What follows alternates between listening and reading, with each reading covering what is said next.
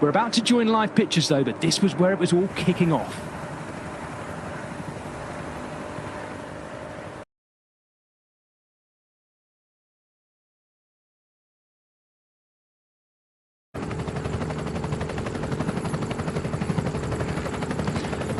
So welcome to live pictures with 120 kilometres to go. Close to exiting de Moeren, you can see in the sunshine, I'm pleased to say, it's still not more than about 10 degrees at most, but at least the sunshine is in the sky in West Flanders. We're looking at the back of what I think is Group 2.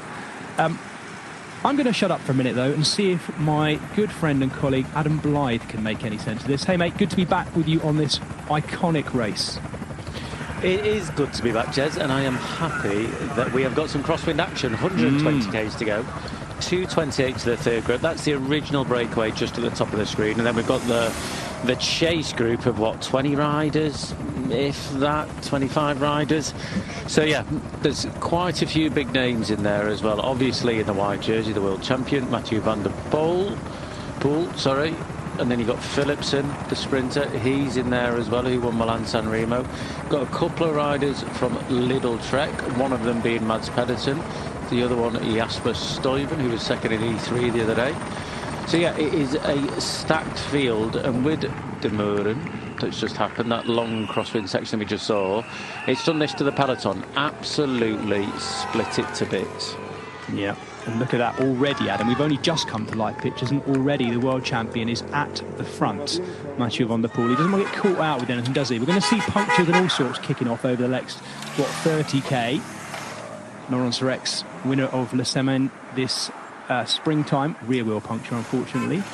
Let me just give a shout out, Adam, because I should, because they've been away for 100k, to the original 8 guys who we've just seen reel back in. I didn't even get a chance to say who they were. Mathis Lebert, the Frenchman of Arkea B&B Hotels. Michael Morcu, the Astana rider, of course, the Dane. Dries de Bont got across to them, riding for that new team this year of Decathlon AG Desert, no longer at...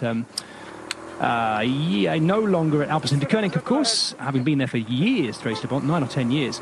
Johan Jacobs, the Swissman for Movistar. Kel O'Brien, the Australian for Jaco Alula. Also in there, Hugo Hu, William Bloom-Levy, and Cyrus Monk, the Aussie.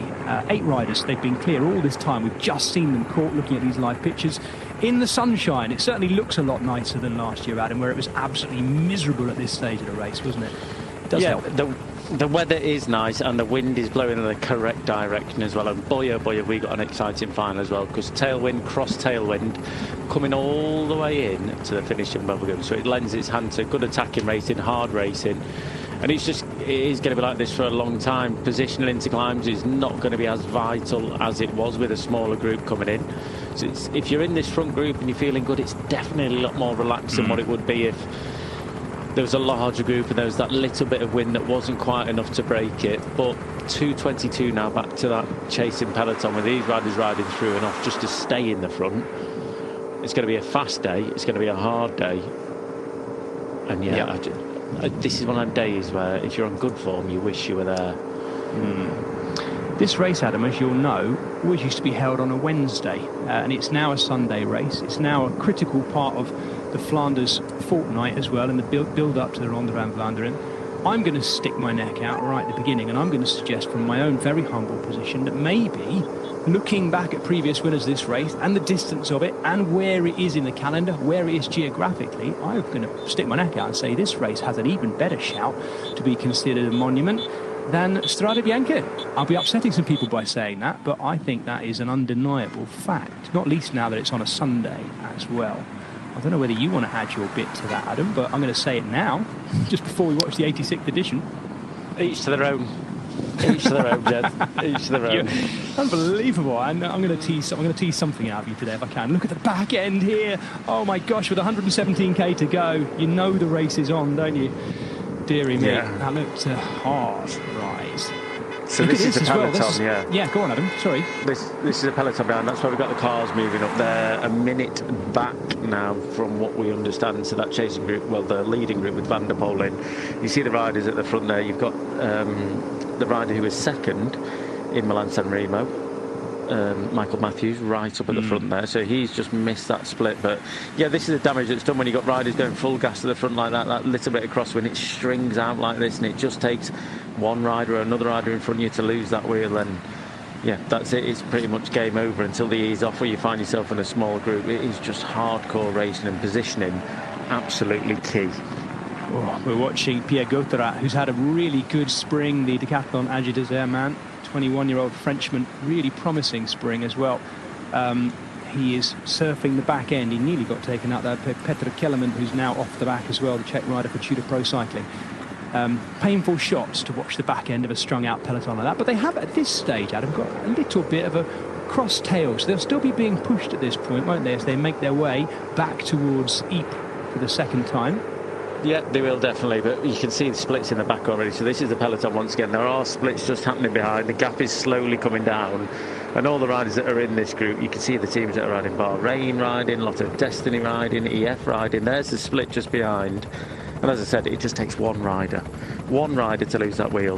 Then it becomes the longest and hardest, however long it takes to get back, in your life.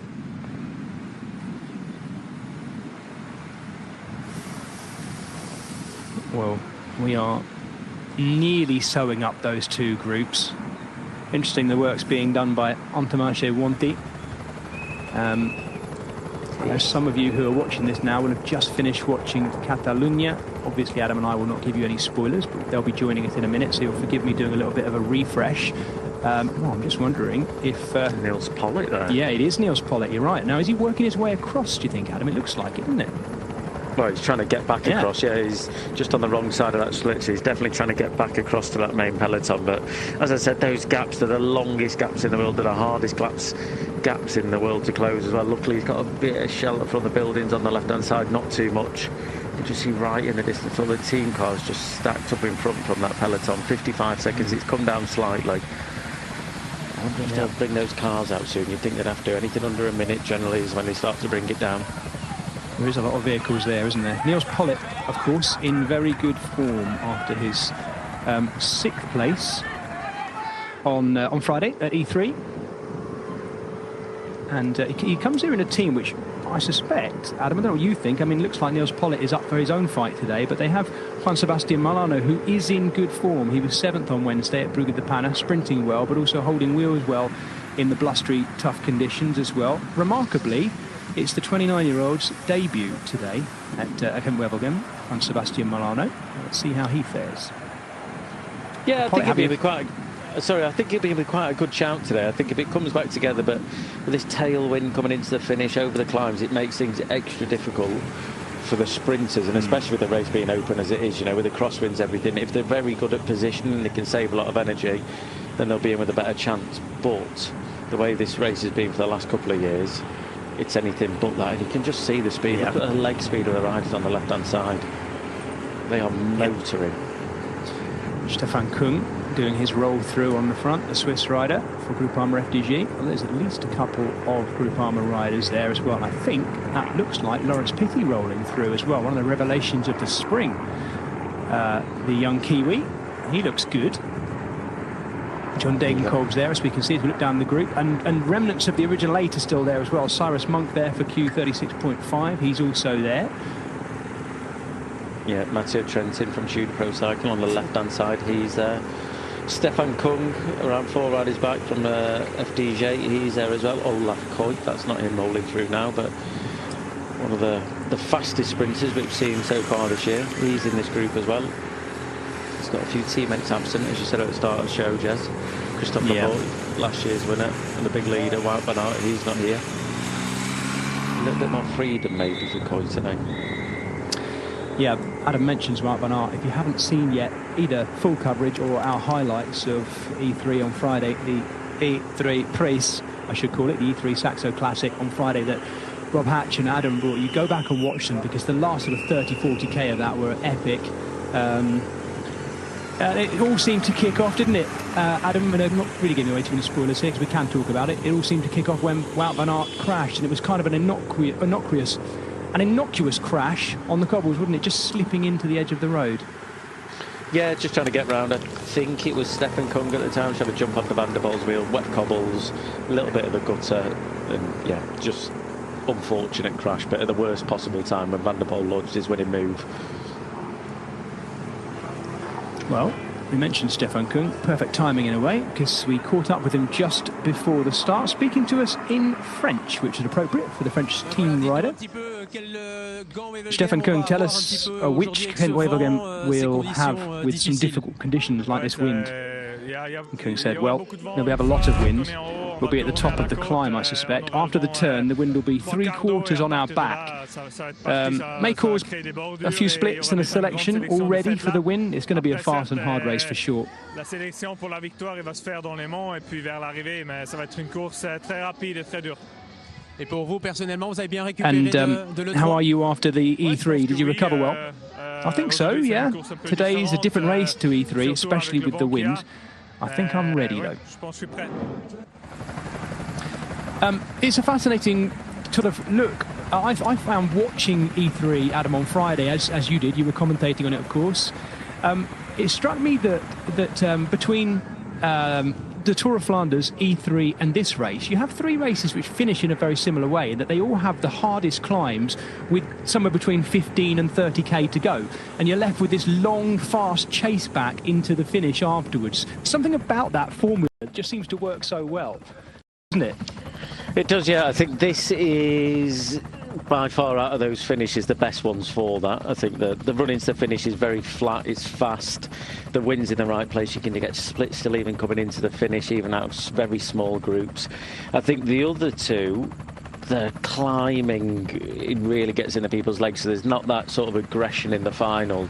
The sort of selections been made almost, and when they get into the final, it's about holding that wheel and not losing anything, whereas E3 is hanging on, and Tour of Flanders, it's just getting to the finish. We rarely see attacks in that last however many Ks it is, 12 Ks from the top of the Paterberg to the finish, 8 Ks. We rarely see it. We just see 1s and 2s, and they're all just full gas to the finish line trying to get there. Well, this is our leading group at the moment that have a slight cross tailwind. We're just about to be joined by viewers on Eurosport, so you'll forgive me, digital folks, while I introduce the whole thing to them one more time. So welcome to our live coverage. Those of you watching on our Eurosport coverage, you're looking at a freshly formed leading group of around about 35, 36 riders, something like that, which has hoovered up the original 8 who were out there for a good 120 kilometres, something like that. We are just exiting the most wind troublesome part of this, the 86th edition of Gent Wevelgem in Flanders Fields. And the wind has done its job already. 36, 37 kilometres per hour, blowing in off the sea, blowing right across West Flanders, and splitting this peloton into what we think at the moment is around about 3 groups. This is the big leading group. Not everyone has made it. We've already seen pictures of Michael Matthews, second, of course, at Milan-San Remo, stuck and already doing chasing himself at the front of the second group. We will keep an eye on the gap. The gap, we're being told at the moment, as you can see, between this group and that Michael Matthews main group, 54 seconds, and starting to go out as well. This is the Irishman Ryan Mullen on the front for Bora Hansgrohe. My name's Jez Cox, by the way, and I have Adam Blythe with me here. Adam, we were just saying, weren't we, how in a way this is kind of the ideal, predictable opening to Gent Wevelgem before we've even got to the Hellingen, before we've got to the 3 ascents of the Kemmelberg and the Plugstreets in between. Already the wind has done its job. Yeah, the wind has done its job, and this can be one of the hardest parts of Wevelgem. You know, you have to go full gas if it's like this for such a long way out before you even get to the hard part. So even these riders, you know, it's like you have to invest to try and save energy before you get to the harder part of the race. But this can equally be one of the hardest parts of the race, where you're just full gas fighting it all day long. It's brutal. Yeah, but good for us. Sorry. Good for it's us, very good for us, absolutely, yeah, wherever you're watching around the world. And we know that Gent Wevelgem is one of the biggies that everyone loves to tune in for and catch up with. Don't go anywhere now, though, because we are getting ever closer to those critical 65 kilometres, which include 3 ascents of the Kemmelberg, the Monterberg, the Bannerberg, the Schelpenberg, and then, of course, that wonderful midsection of the Plugstreets, which have such important historical relevance within the First World War specifically. More to come on that. Before that, though, I'm pleased to say I caught up this week with a British racing legend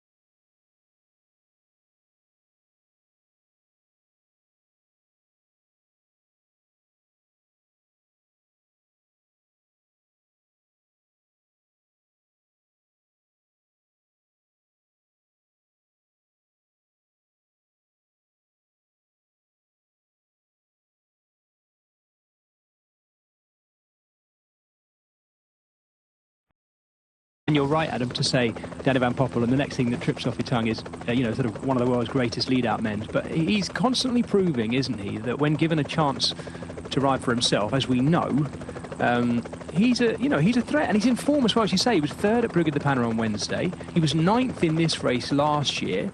It wouldn't be a massive surprise if he were to win.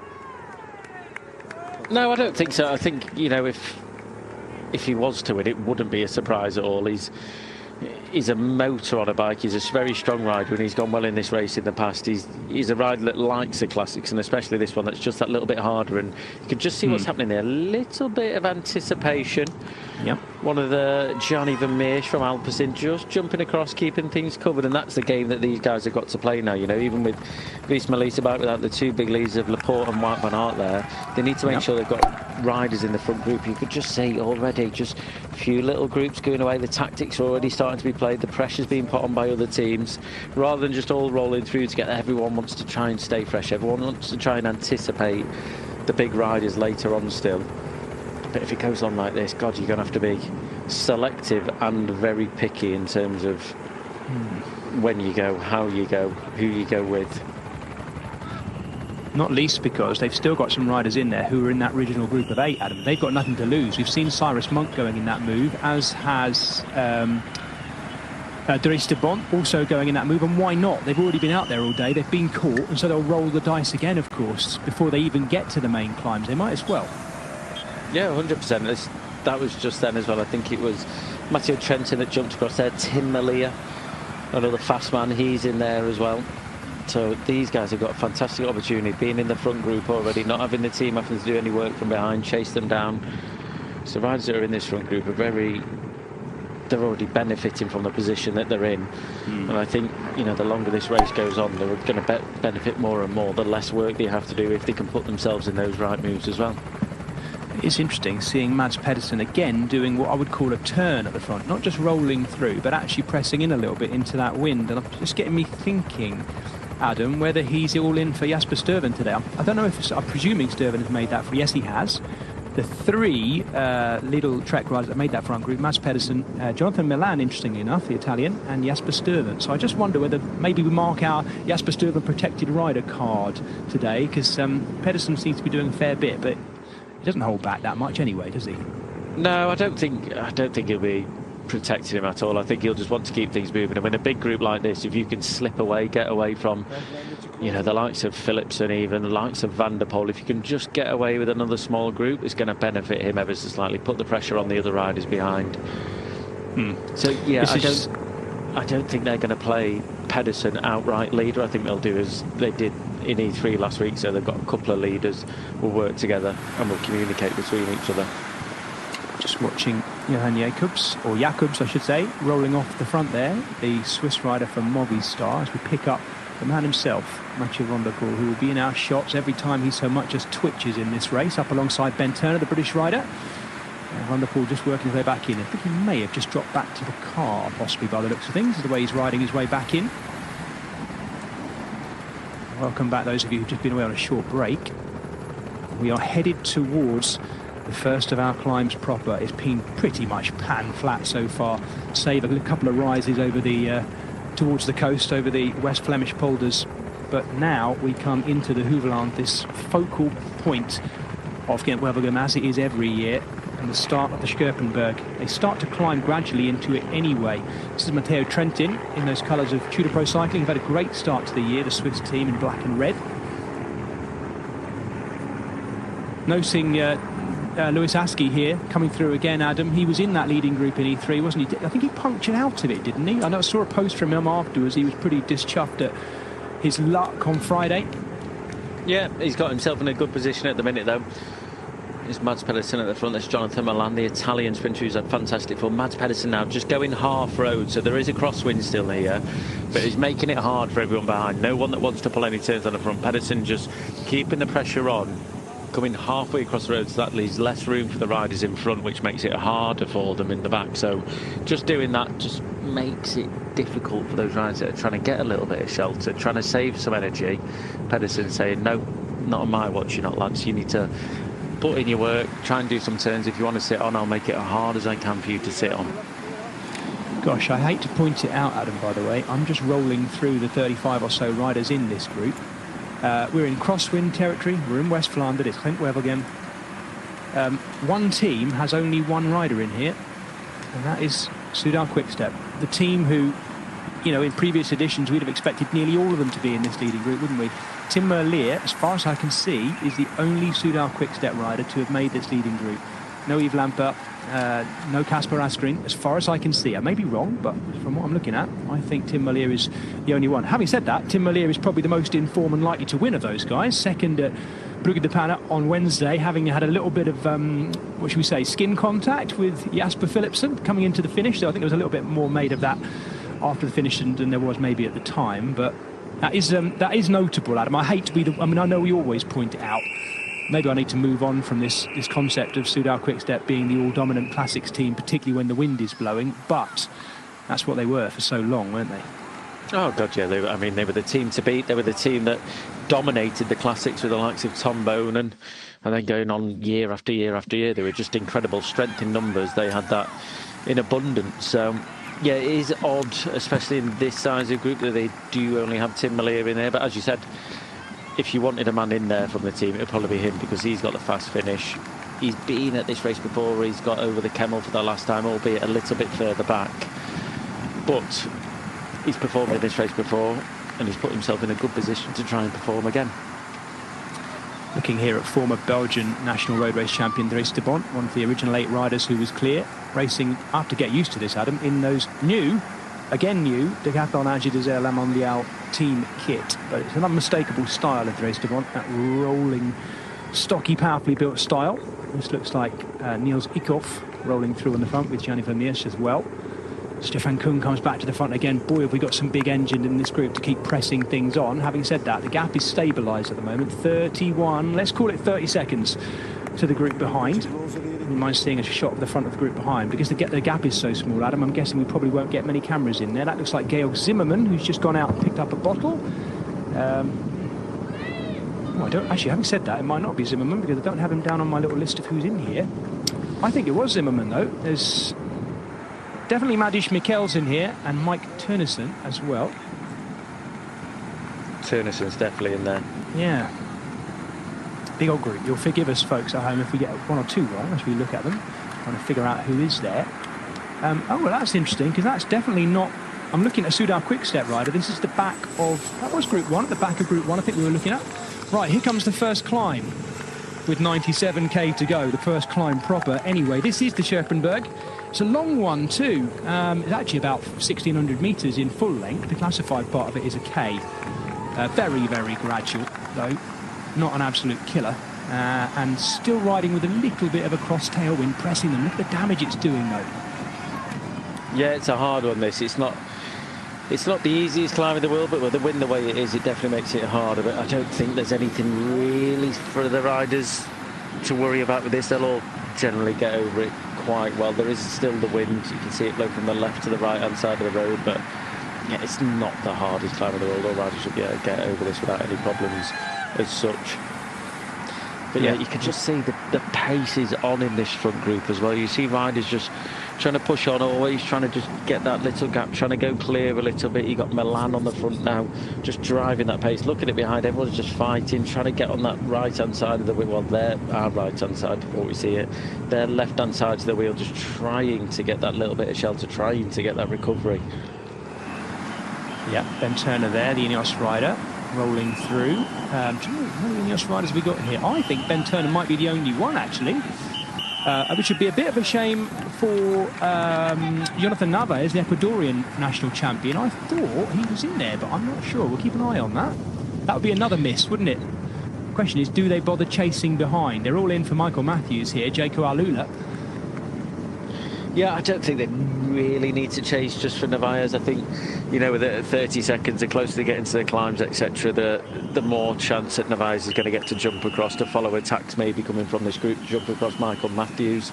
He's got his team on the front trying to bring it as close back as they can.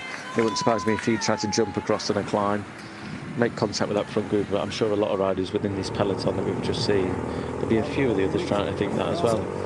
Yeah, here goes the front of the race now going clear. for Jaco Alula.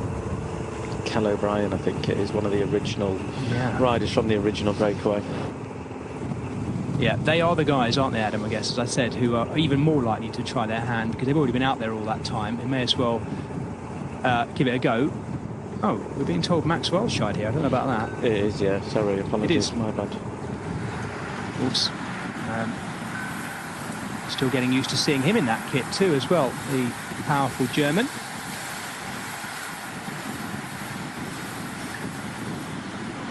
So Max Welshide going clear, and a leading group who, if they carry on looking around like this, it's going to be the perfect scenario for those behind, Adam, in a way. Welshide going clear here, making them all sit and look at each other a little bit. It might be just what's needed. In fact, we can see Group 2 just around the corner, bubbling up over that little rise as well.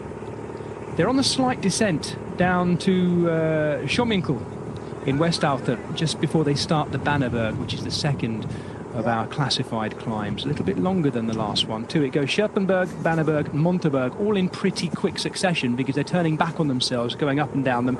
Then they start the Kemmel for the first time, the Kemmelberg Belvedere, from the slightly easier side as well.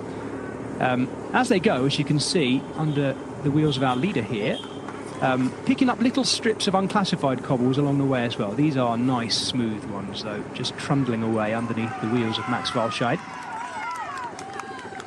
He's on the lower slopes now of the Bannerberg, 1,300 metres in length. 6% average gradient, so a little bit harder than the Scherpenberg.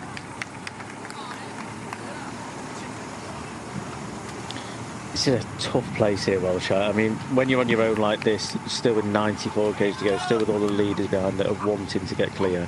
It's not the worst thing in the world that he's gone clear right now, but it's a lot of energy that he's got to use to hold this gap to try and stay away and hope that other riders bridge across to him, because there's no way he's going to stay away on his own for too long. He might be able to get over this climb, but if I was him, I'd go up this climb at an easier pace so this group would maybe come back to me, because I can't imagine these are going to go easy up here the way they've been riding already, but they might do. Just watch each other, make sure they don't miss any big moves, make sure the big riders don't go up the road, which if they do, if Welshide can get over it, he'll benefit from massively. Luke Durbridge, I think... No, it's not Durbridge. God, my eyesight's going. Apologies. Elmar Reinders, the Dutchman, going off the back by the looks of it. Gosh, this is where it narrows down as well, and if you are dripping off, it's so hard to get around riders and get back on, Adam, as well. The dome shape in the middle of the road. Johan Jacobs, I should say, the Swiss rider from Movistar, still clear. We hadn't been picking him up, actually, understandably. Oh, he's been overlapped, I should say, by Max Welshide. He's just trying to come across to him. So he's come across from that group at the front. The leading group was Mads Pedersen, Mathieu van der Poel in there. He's jumped away from that, trying to get across and up to Welshide. And if he does, it's better for both of them. Strength in numbers, a little bit of recovery on the wheel. And as we said before, it's just about anticipating constantly when you've got Van der Poel in the race, you've got to get ahead of him. You can't just wait for him. You can't just expect to keep up with him. And you don't know what he's going to do. You don't know where he's going to go. So for these riders in the last 90k, it's not going to hurt going up the road. It's not going to hurt getting away from them. But it is a long, long way to go still, with all the hard roads in front of him. Little shout out to two friends of mine from cycling Twitter who are staying in a little cottage. They've just gone past, actually, on this climb. They've been sending me pictures, Adam, for the last couple of weeks, or the last few days, I should say, this week, of the repairs being done to the Plugstreets as well that we're coming to, where just a week or so ago they were absolutely awful, completely covered in mud and looking like unrideable, and they've been being rollered and touched up as well. Hopefully not touched up too much, because they're a crucial part of this race, but a little shout out to Beer Biker and Mrs. Beer Babe, as they're known on Twitter. Look them up if you don't know them. They go to all the big races. They're real unpaid specialists as well. Love a bit of Trobro and all the races like that as well. So thank you for you two that are sending me those pictures. It's been nice to see the roads being patched up as we go. The Plugstreets are going to be crucial again in this race, but thankfully rideable, just about. What a fantastic shot, looking down the riders on the Monterberg as they are here. Sorry, the Bannerberg. I'm getting ahead of myself, Adam. I'm getting my bergs muddled up here. We're into the second of our classified climbs now. problem for one of the Cofidis riders there too. Oh, that's Axel Zingle. Sorry, Adam.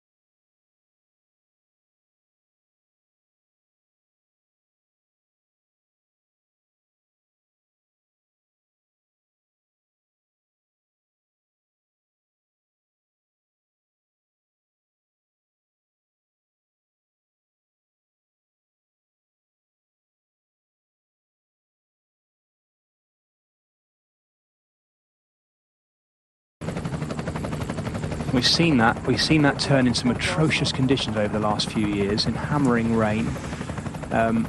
This is rather nice for those at the roadside. We'll see even bigger crowds today. They're always big anyway in Flanders. They come out to watch everything, but today it'll be even nicer. A little bit of early season sunshine. And again, Mads Pedersen just presses on for Lidl Trek, sensing the gaps opening up behind. Put the pressure on others as well. You can see Jasper Stuyven, Jonathan Milan also right there.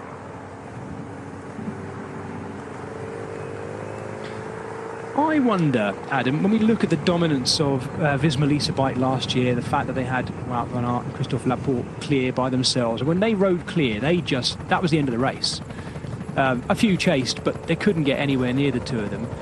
They're the defending team, but they have no Christophe Laporte, who's been a bit sickly since Milan-San Remo. I just wonder whether this is the chance for a massive step up for Olav Koy. We know how quick he is come the finish. He looks good riding in that leading group at the moment. He is still only 22 years of age, though, and he would be one of the youngest winners of this race. Were he to win,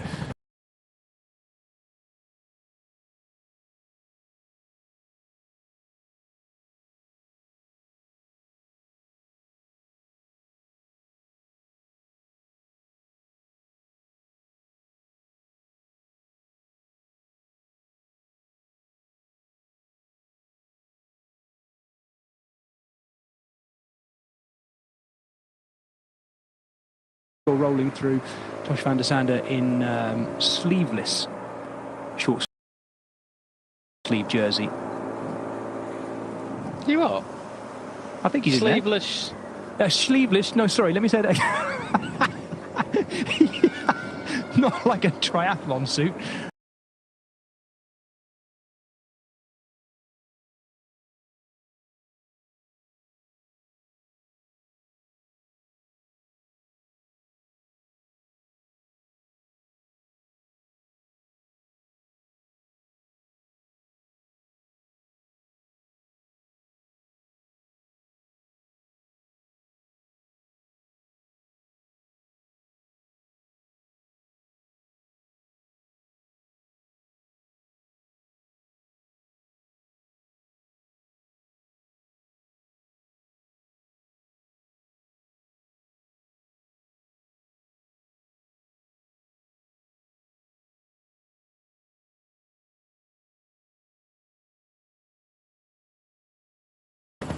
It makes it difficult at the front, and I've seen Pedersen doing quite a lot of work, as we all have already. He wants to keep this moving, trying to keep the pace on, but you can waste so much by doing so. You always have to look in the group at who's doing the least, who's being the most efficient, who's almost being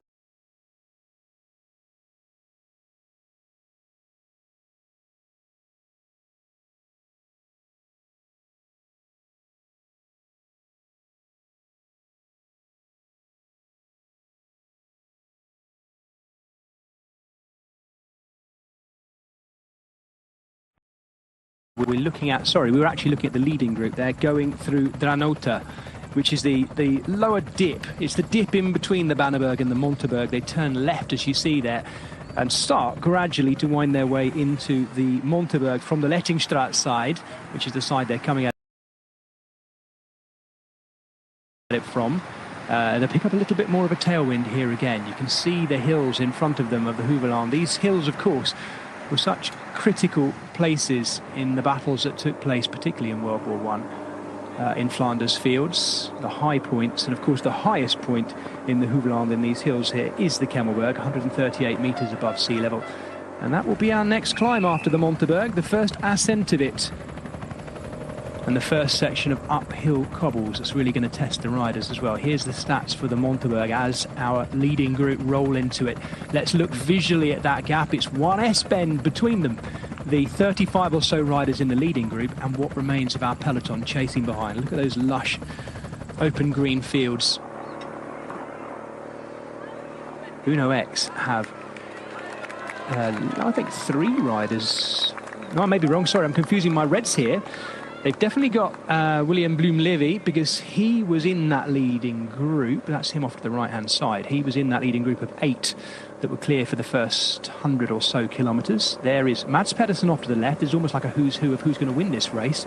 Mathieu van der Poel to his right as well. Jonathan Milan in the centre. Little Trek happy to just slow this down, in fact, Adam. We get almost the closest we'll come to a roadblock here today with Lidl Trek at the front. Just slowing things down. Yeah, they've got the Kemmel coming after this, so they want to hold position, and if they try to just accelerate, by the time they get to the Kemmel, they're not going to have any legs to get over the Kemmel. So just holding at the front, making sure the ride's there, slowing things down a little bit. It's a perfect situation. They're near the front, they're having a little bit of an ease before they get onto the Kemmel so they can attack it hard, and they're in the right position to do so. It generally happens on most climbs in the Flanders races this early on, where you got your position, you back off a little bit, but as we can see, it allows groups from behind to get back on, but they're fighting to get back on still. They've been trying for long.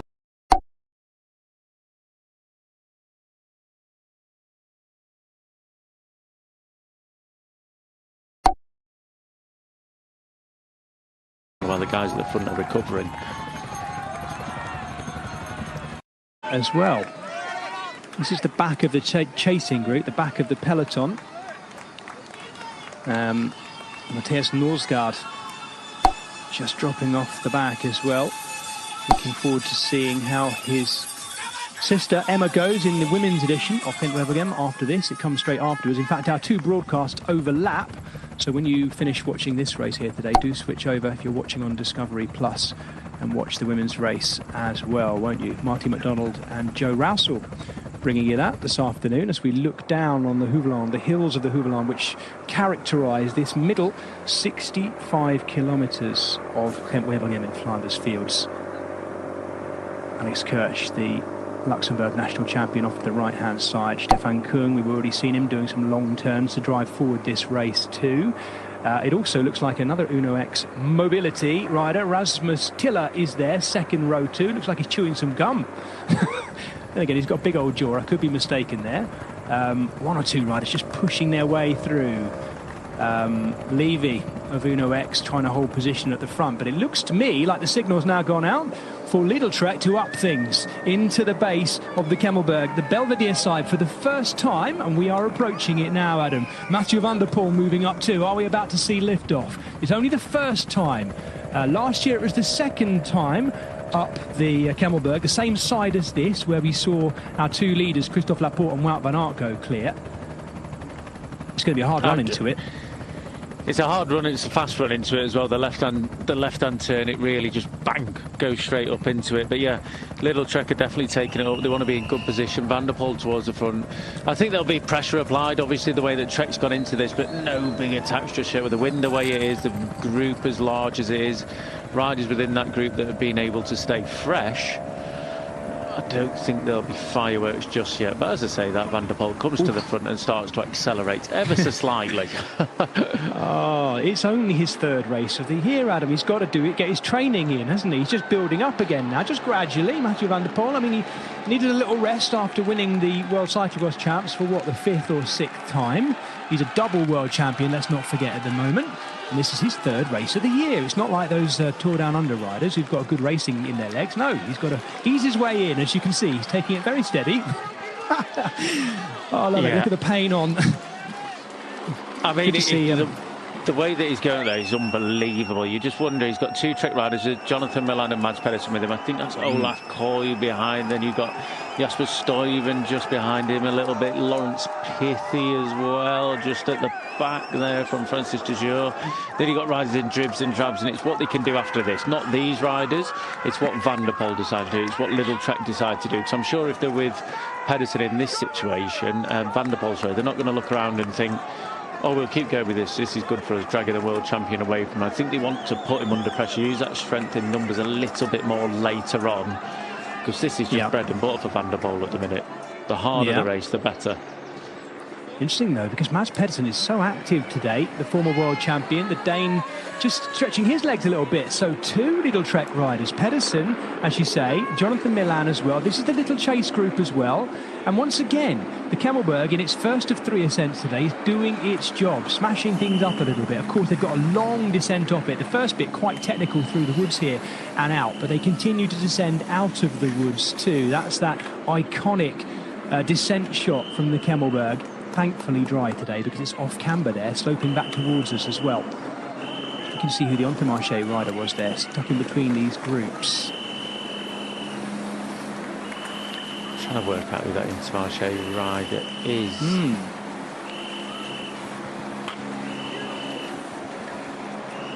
But yeah, over the top of the camel here, there's so many riders. And Biniam Gamay just behind there as well. So there's a large group. You've got Philipsen in there as well. Ben Turner's just nipped past Trentin in there. Mahoric has come across. Michael Matthews has found his way towards the front. So there's plenty of riders in there and a big enough group to be able to come back to those guys if they all work together. There's only a few teams represented at the front, so there is enough riders behind to be able to help their team leader if they're not quite in that front group. But the size of this, it's almost the perfect size. I mean, it's 7 riders, 3, 4, 5, 6, 7, 8. 5, 6, 1, 2, 3, 4, 5, 6, 7. 7 riders at the front. Yep.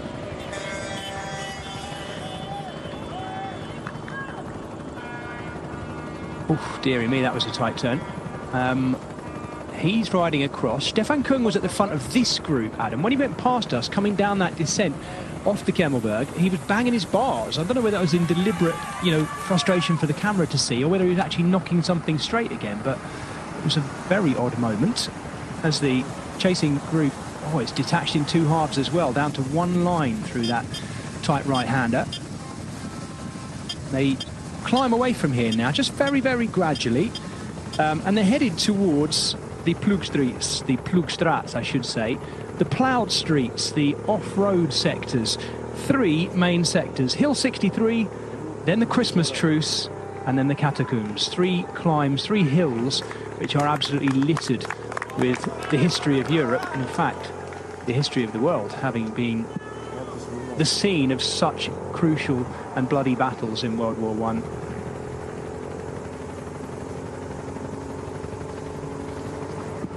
This is one of the, not the hardest points, but one of the trickiest points here, where you assess the situation. You've got over the Kemmel, you look around, see who's with you, see who's not with you, and applying the pressure at the right time or not, depending on how far that group is off the back. They've got a little while now until they get onto the next line, which is the Kemmel again. There's a lot of road in between it, and if you have a look on VeloViewer, just to see where the wind is coming from, 82 k's to go. They've got quite a bit of cross tailwind back into headwind before the Kemmel. So yeah, first part of it, cross tailwind, super fast, and then a hard run in before they get onto the Kemmel again.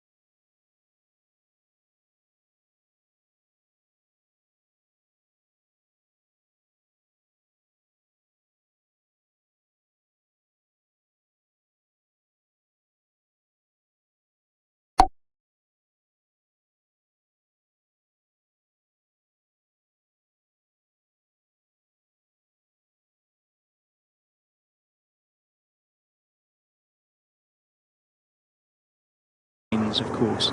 Then we have the cobbles, probably best known of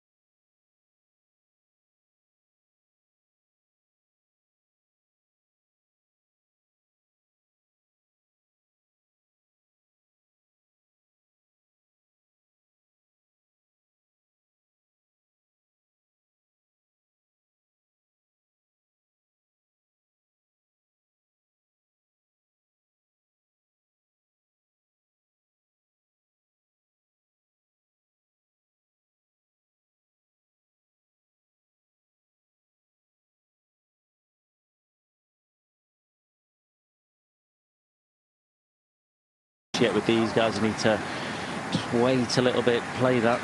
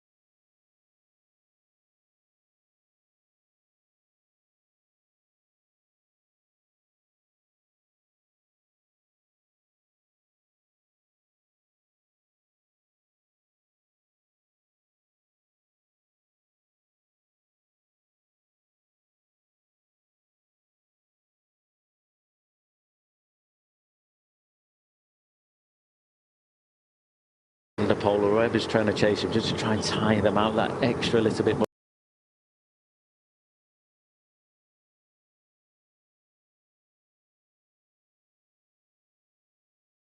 Because we know what they can do in the finish. We know how strong Van der Poel was in the E3, and you can't.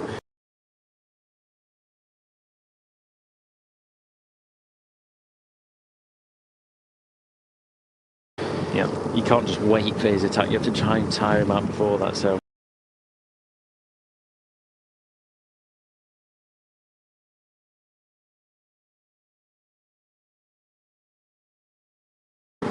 Adam, look at this as well. This is the front. Sorry to interrupt. This is the front of the peloton, and they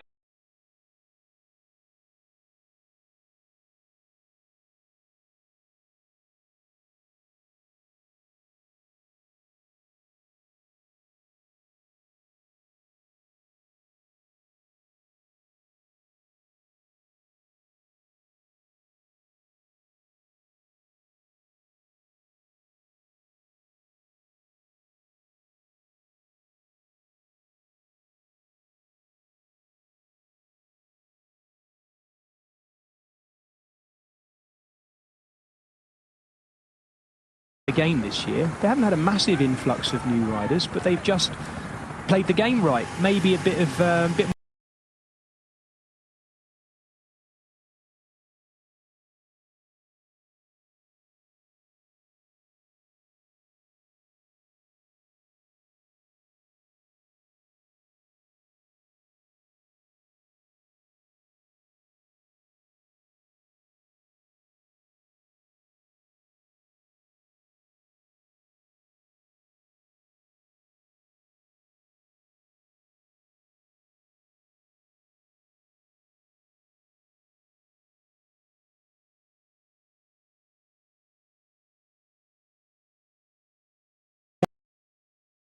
at the classic E3 the other day, they had strength in numbers there. At San Remo, they had strength in numbers there. That investment has definitely worked well so far. They've not had the big classic win yet, but they're knocking on the door. Interesting, Van der Poel just on the radio there and doing a lot of work as well. Yes, absolutely, a lot of work. That little trek plan maybe to get him doing work is definitely working if that's the case. He wants to keep this big group behind at bay. The problem is they've got the Plugstreets to come as well, and I think those farm tracks, those ploughed tracks, are going to cause problems for some of this group. I can't believe we're going to come off the back of the catacombs with a group that big chasing. There'll definitely be numbers dripping off the back of it. But the problem is, it's Kasper Asgreen really who's doing the lion's share of the work, because that team, Soudal Quickstep, don't have anyone up the road now, do they? They don't have anyone at all, Adam. So this is Kasper Asgreen chasing to try and bring back into play any of his teammates who are still there. And I must say, from looking through the group, I haven't really noticed who's there. But presumably it can't just be Kasper Asgreen. If it is, then it's a really desperate attempt. It can't be, though, in a group that size. We go back to Jonathan Milan at the front. No, it's not just him in there. Malia will be in there for sure. It's an interesting one because they've got Malia in there as well, but they're also dragging Philipsen across to them if they get across to it. So they're just in that difficult situation where they've missed a move. They're big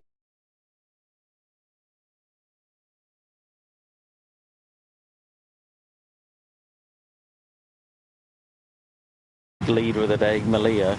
They need to get him back in the game. They need to try and get him close to the front group before the climbs come again, before Van der Poel and the other riders start to jump around, and Timmerley will struggle.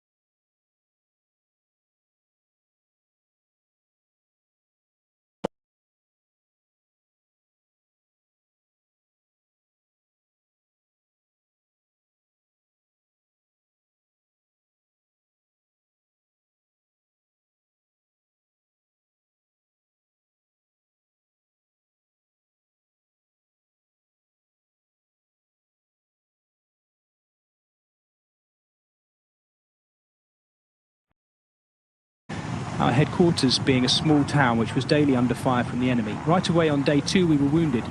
One of our men died, and then we took up our position. Work was carried on day and night, changing off in shifts. The way to our position was partly among trees, and I've lost where I am. It was partly among trees and partly across open fields. Grenades annoyed us very much. The nearer we got to our position, the more grenades there were.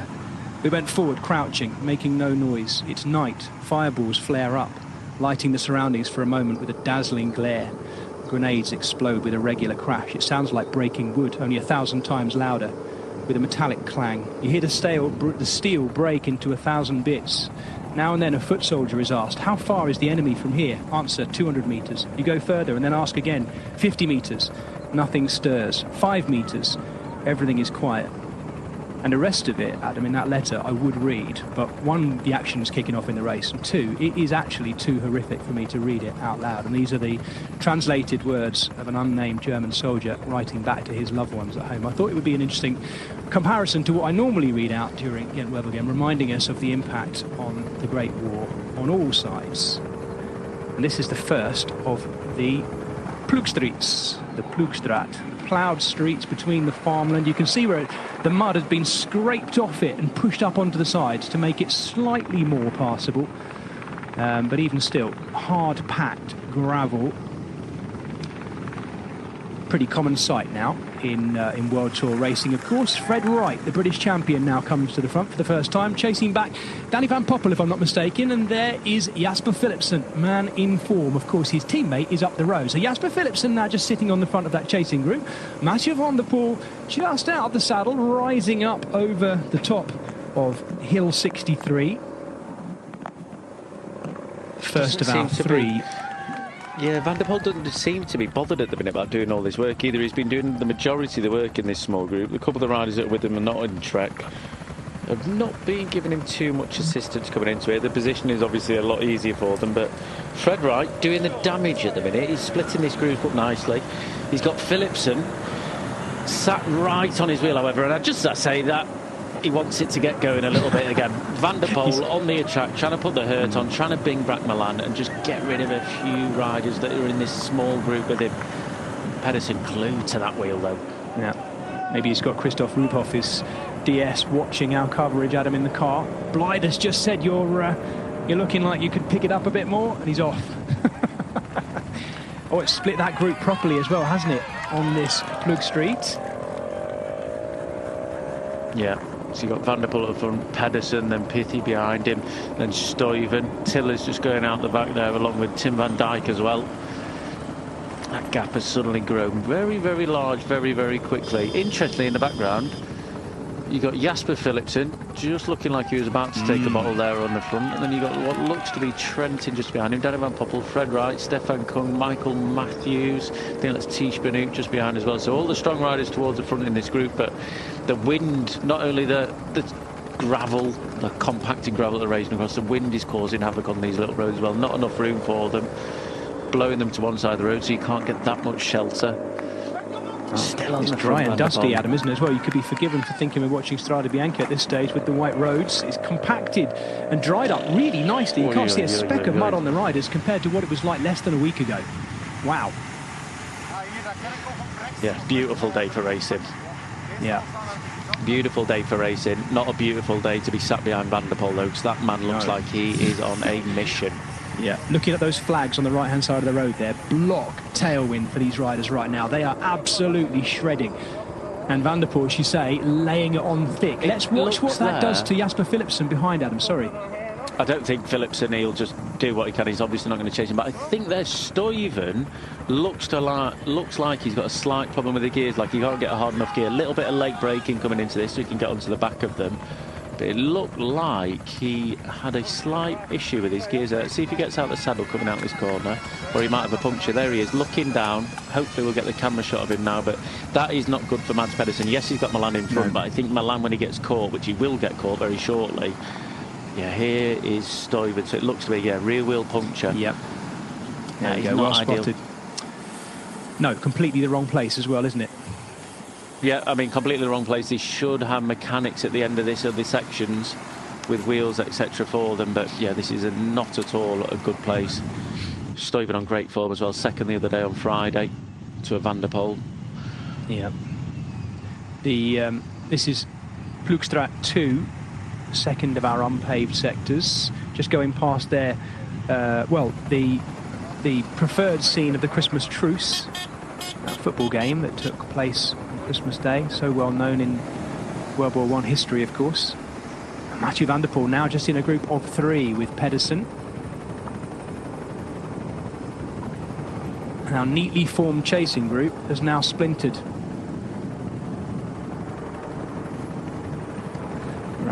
Rasmus Tiller just swinging off the front there, the UNOX rider right in the middle. Good ride by Nick Van Dijker, sorry, Tim Van Dijker in there with the number 7 on his back, with Tiller and Stuyven. It's that big chasing group, although it has definitely got smaller, Adam, hasn't it? It's continuing to get smaller.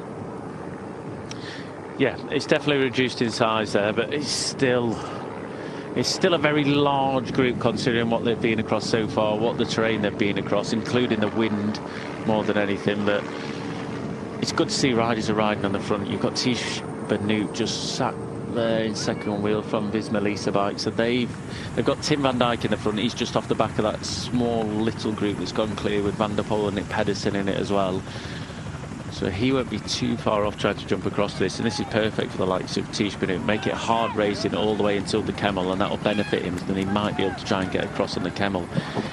But that's if Van der Poel doesn't do Van der Poel things well. 3 in the front. There's Stuyven's wheel change right at the end of the Plugstrat. Hopefully it'll be a fast change. Yep, hand wound by the look of it, right in that little feed zone there. And all the while, our lone leader, Jonathan Milan, just gets on with it as well. He looks good. I always think when I watch him like this, Adam, I can't help but think of his pedigree as a pursuiter. So I'm always thinking, well, you know, he's got 4K of this in him. But gosh, is he a diverse rider as well? He can do a lot.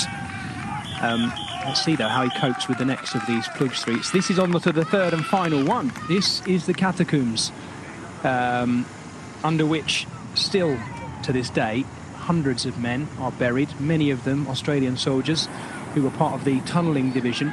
The tunnels were blown up, and incredibly sadly, of course, the vast majority of them are still buried underneath the hill over which the riders are racing. I'm never ever, when I'm commentating on this race, going to make the mistake of contrasting the battles of World War I with this race. This is just a bicycle race. It doesn't even compare. But it's ruddy good racing, though. I'm telling you that much. It's totally smashed apart, hasn't it, since we came on air, Adam? Coming back across the flatlands of De Moeren, where we knew the wind would cause problems, but we come into this part of the race and it's completely different terrain. Entirely different terrain, narrow, rutted, muddy, and the race has smashed to pieces. Yeah, it has smashed to pieces. I'm interested to see what Milan will do here, because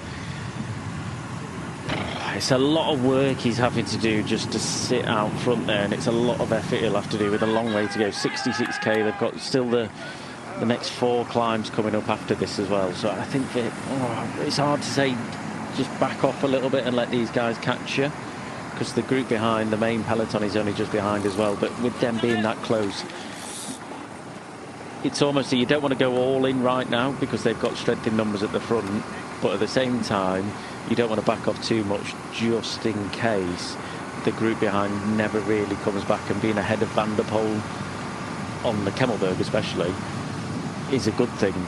He might be able to come across to you, probably will be able to come across to him, but I think it makes it a little bit easier. And then he's got the joy of Mads Pedersen being in the front as well, where he's got that free ride in the back. But it's a difficult one for Milan now, because he's not in no man's land by all means, but he's in a difficult situation. Keep going, really pursue this, and hopefully I can last till the finish, or just back off a little bit.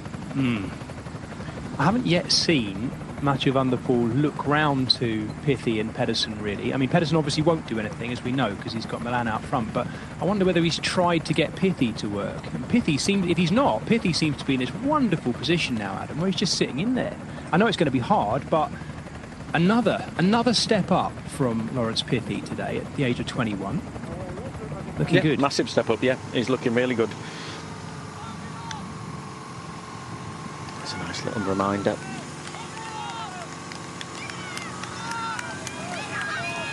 By the looks of this as well, I don't think Jonathan Milan's really tiring either. Getting out of the saddle and kicking on. Climbing away like now. Well, he's got that style that you know that he's putting in effort. Yeah. I think that's the easiest way to describe it. Right, that looked like, if I'm not mistaken, Yves Lampaert, former Belgian champion. It was Yves Lampaert, so he is in that group chasing behind, which is a good sign for Soudal Quickstep and Tim Merlier. If anyone's to help Merlier get into a position to be ready to win this race. Yeah, I think with the gap being so small and with not many of the Quickstep riders being in the front, they don't want to go all in to try and bring this back like they did with Asgreen before. I think there's plenty of other teams that have missed this move that can contribute to it. So just try and save a little bit, try and just keep a few of your riders back. Tim Merlier is still in there on the right-hand side towards the back, just on Fred Wright's right-hand shoulder. More riders coming back into the mix from behind. Yeah, they're into a much more open section. It's up and down all the time, but they're riding back towards the west to take in the Wevelgem climbs again in the same order as well, starting with the Monteberg. The only difference is they go up the Kemmelberg the other way on the final time. And I'll remind you, last year it was on the next ascent of the Kemmelberg, on the Belvedere side, where Wout van Aert and Christophe Laporte took off.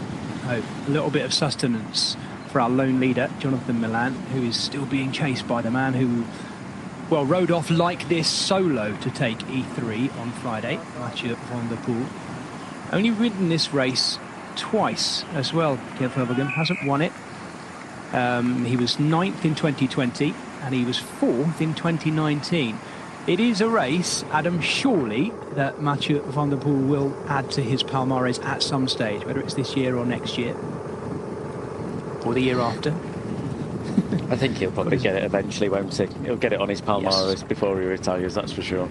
Pretty certain. Although do you know what? I found myself looking at my start list this morning, Adam. I thought, actually, time creeps on at the same rate for all of us, doesn't it? And I suddenly realised that Mathieu van der Poel is now 29. Before you know it, he'll be a 30-year-old rider, then getting into his early 30s. Sometimes when you look at his palmares, you realise how long he's been around, but he still seems like a youngster. Well, then again, he's a fresh-faced lad, isn't he? Far more fresh-faced than I am, that's for sure. But he should now be, you know, if you were to ask the physiologists, this is about the age where you're in your absolute prime, isn't it? You're late 20s, he's 29 now. This is where he needs to make hay. And he's doing it. Of course he is. Oh, he's doing it all right, crikey. He's 100% doing it, Jez. Right. I'm not trying to tease some criticism out of you. I know it's not going to come because there's no need for any either. Right, this is interesting. So as Jonathan Milan comes back, textbook move by Mads Pedersen, the former world champion, making Lawrence Pithy chase now. Pithy looks for a bit of help from Van der Poel. I think he'll get it, but that could be a problem for this group. Poor old Jonathan Milan having to cope with that, having been out there by himself. He'll try and hang on to Pithy. That's him gone by the looks of it. Adam? No, he's not gone. Or he's just coasting. No. He's just coasting. He's obviously legs are hurting, but I think they could see Pedersen sitting up, and that's just that little bit of freewheel, just that little bit of recovery so he can get himself onto the back. But he is definitely not gone. Well, we're being Pedersen treated. there, playing the perfect tactic, but at the same time putting Milan under a lot of pressure. Get on the wheel, get on the wheel, get on the wheel. It's nothing worse than being out the front for about 20k on my own. Finally got caught and my teammate attacks and almost puts me out the back immediately. Yeah, fantastic. Thanks for that. He deserves a good result in this race, Jonathan Milan, after the way he's ridden. And he's a well-liked rider as well, too, isn't he, Adam? I seem to feel within the peloton and amongst the fans as well. The Italian. The emphasis will definitely be a lot on Trek now with Pedersen there as well. Let's not forget he's not done any work on the front for, what, 20Ks, 25K? So now that they're all back together, he'll have to do a lot more work. And these guys are chasing behind now as well. They're back to a minute. But there still is a possibility, with the way these guys are riding, they might be able to bring that 4 back at the front. Welcome back, those of you who've been away for a break. We're watching a leading group of Mathieu van der Poel, Lawrence Pithy, Mads Pedersen and Jonathan Milan leading the 86th edition of Gent Wevelgem in Flanders Fields as they head back towards the Heuvelland Hills again one more time, starting with the Monteberg. It's got a little bit of a pause between where they are now and the start of the climbs.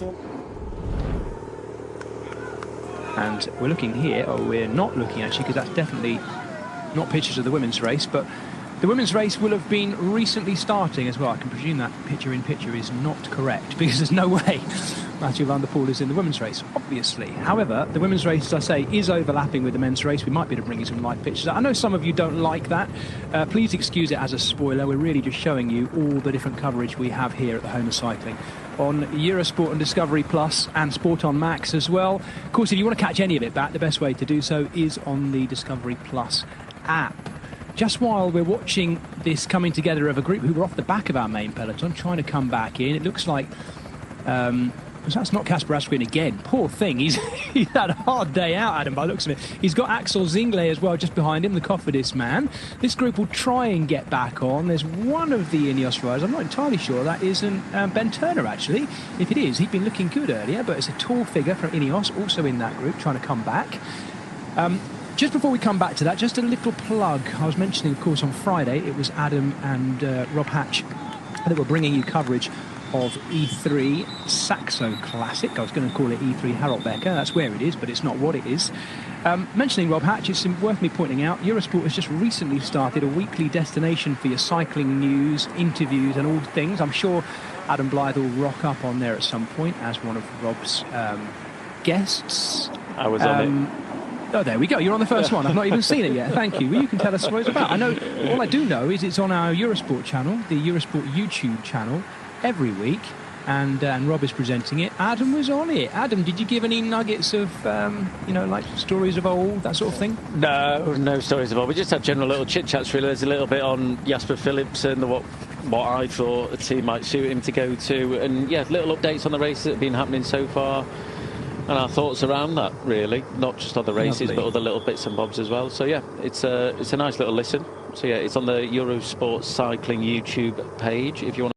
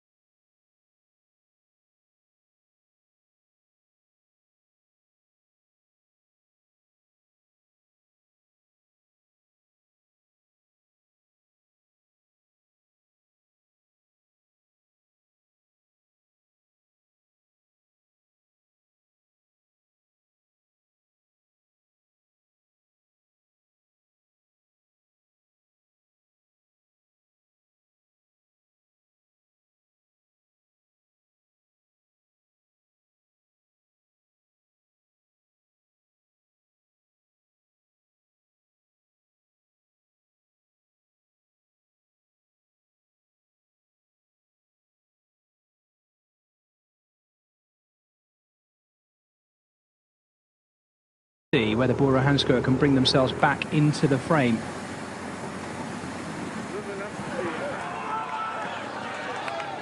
Well, we're having a look here at highlights of the race. I've just mentioned to you the E3 Classic, the Saxo Classic from Friday. This was the moment that Mathieu van der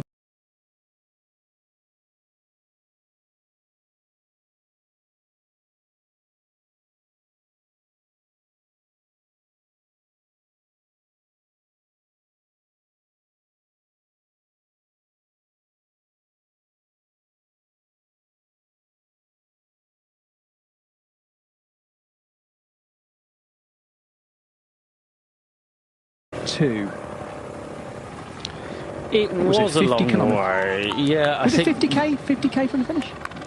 A little bit less than that. But Van der Poel in that race on E3 on Friday, he was just constantly attacking. We've seen him put in 2 moves so far.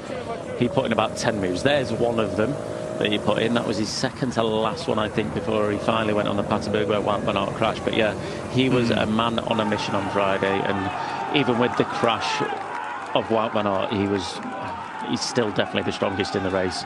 I think if Van Aert had crashed, he was still, he showed to everyone that he was the strongest in that race. So looking at this now, if you're in that group with him, with the likes of Pedersen in there, if I was the other two riders, I was Pissy and Milan. Milan's going to have sore legs. There's a repeat of the crash on the right hand side, but I definitely, if I was Pissy,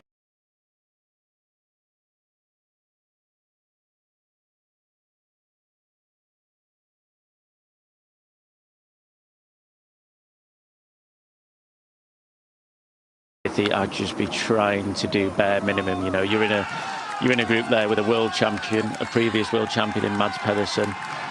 Jonathan Milan was one of the fastest finishers in the world, but a super strong rider and teammate who will lend his hand to Mads Pedersen in terms of going on the attack early, maybe. So if I was Pithy, I would just be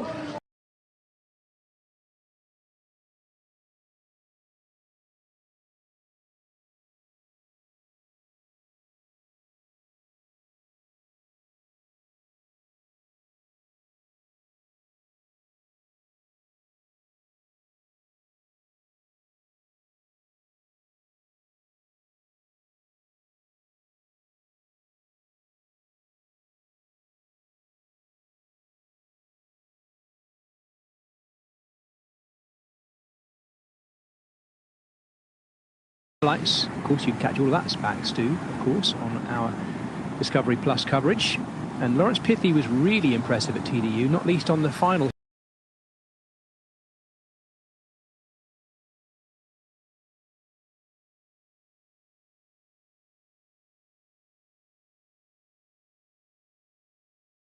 Not that it ever seems to have too much. Not that it ever seems to have too much effect on him. No, it would be interesting indeed, but yeah, I don't think that would be a factor, but we shall see. There's still a large group behind at 44 seconds. Yeah, I can see this third group. No. John Degenkolb was...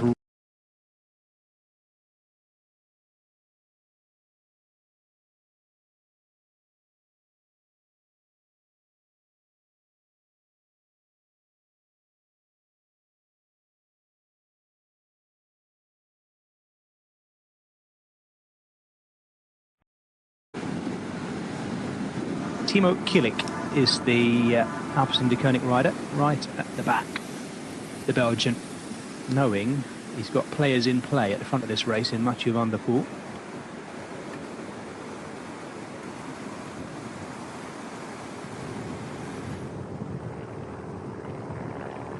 That was young Kilkelders as well, the Belgian, who's been involved in an early crash today as well, the 21-year-old.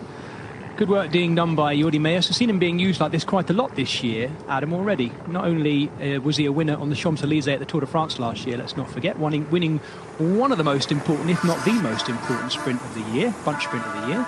And there he is doing long turns on the front for, well, I say for Danny Van Poppel. Who's he working for?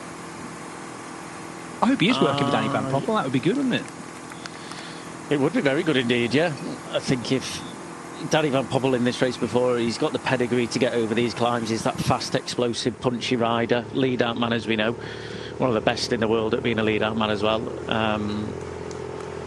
But yeah, I just think I think he's just trying to bring his team leader, Danny Van Poppel. He's trying to get him back in the game, give him a chance, because I think if they leave it until they get on the climbs, well, I know if they leave it until they get on the climbs, this man in the white on the front is just going to go hard up there, and that gap is going to be even harder to bring down. So on these roads now, the flatter roads, the roads with the easier terrain on, this is the best chance for them, for any team with a sprinter, to try and bring them back in the game. Because as I said, as soon as they get into the hills, with the wind the way it's blowing, tailwind to the finish, it's going to be so difficult to bring not just that man on the front, but any of these four riders back. If they're all together, and if they're not, it's still going to be super difficult. So amongst our four leaders here, I've just heard Jonathan Malan screaming for water, specifically water, into the feed at the side of the road. Didn't get any either. It's fascinating, you know, Adam, I can't help but laugh hearing you talking there. The language that we can use as commentators to describe Mathieu van der Poel and the way he rides is so basic. There's no complexity to it. It is, as you say, if he chooses to ride hard, it's going to be incredibly hard, and usually if he chooses to ride hard, he tends to win.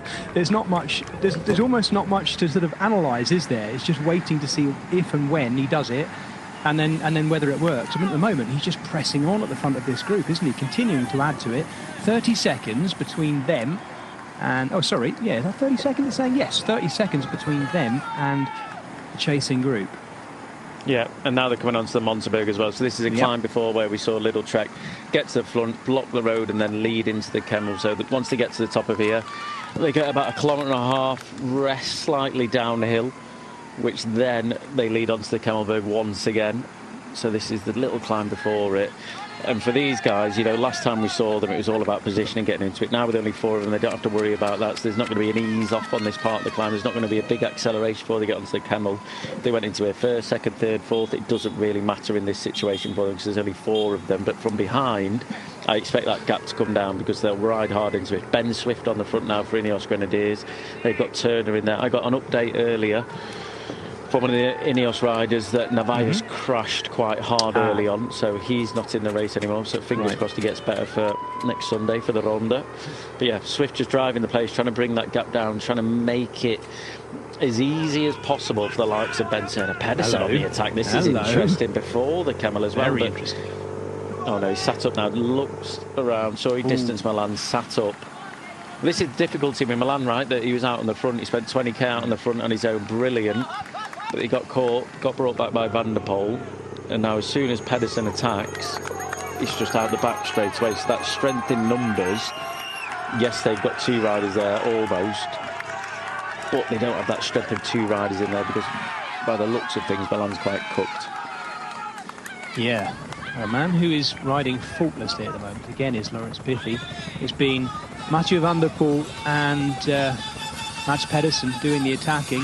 And all the while, 21-year-old Laurens Pithy just sits there. Milan back in now, though. So the 4 at the front back together. Former British champion. Swift at the front here. Ben Swift for Ineos Grenadiers.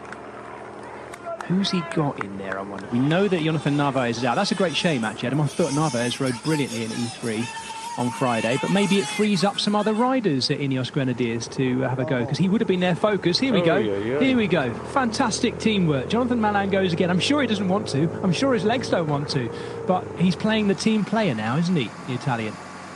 Yeah, he's doing a good job at this. I mean, this is the only thing he can do, really. He's trying to get ahead of these riders before they go over the Kemmel. But just look at Van der Poel. He's not even asking for help. He's not looking over his shoulder and asking for help. He's just happy to do it on his own.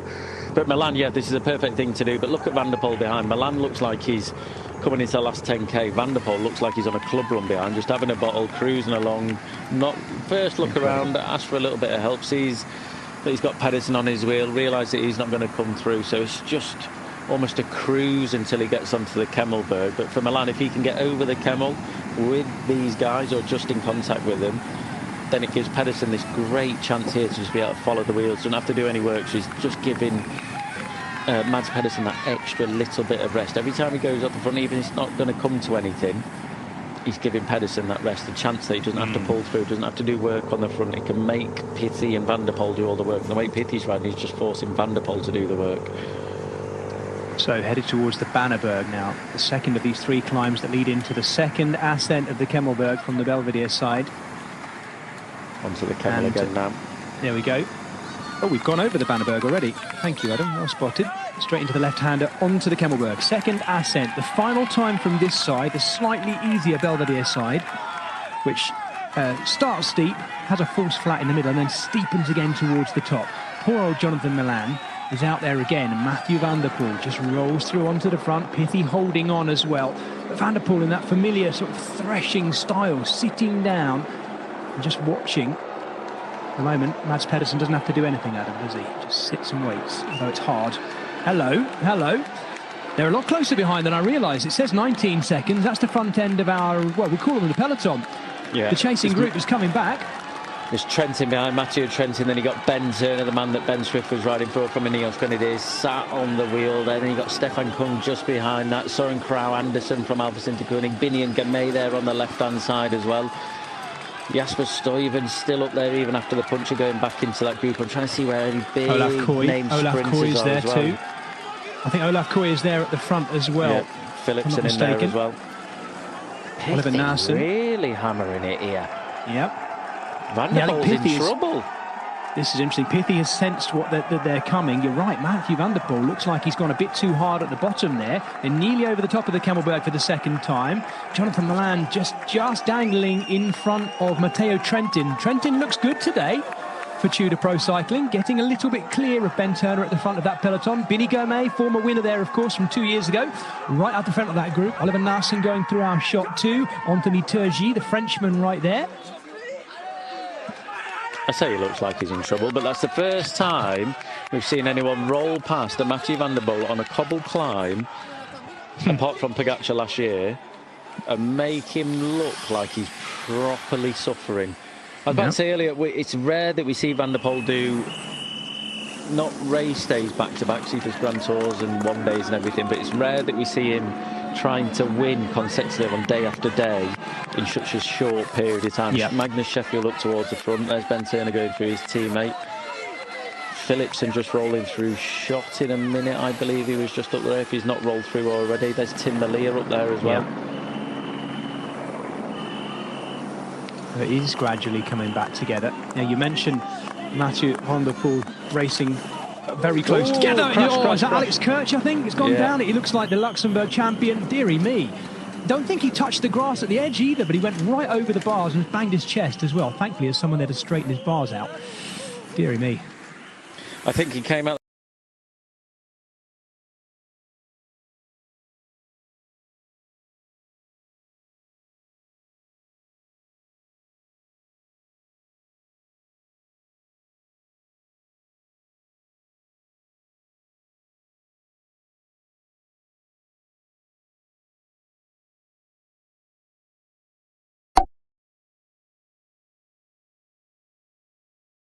Bars out. Deary me. I think he came out that corner and either pedalled too early or clipped his pedal. Oh, sorry, he's either clipped his pedal on the floor or his gears have slipped as he came out that corner and just went head over heels. Oh.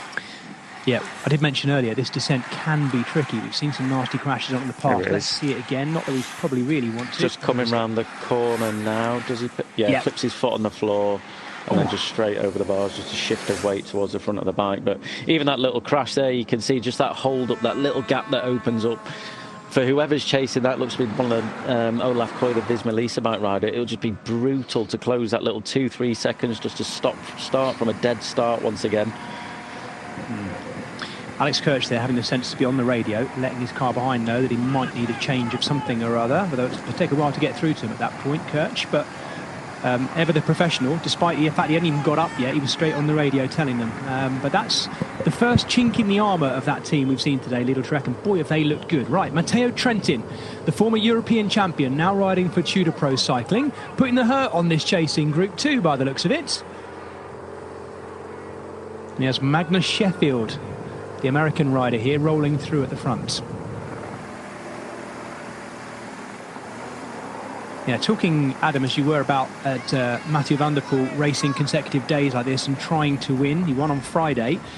If he does win today, he will be one of only 5 riders to have won the E3 and Gent Wevelgem in the same year. They are the ones who've done it already: Jan Raas in 1981, Mario Cipollini in 93, Tom Burnham in 2004 and 2012, as we watch Matteo Trentin going clear. In fact, Trentin's had a look round and done a bit of oh, come on, I could do with someone with me, I think, by the looks of it. Either that or he expected to be further ahead.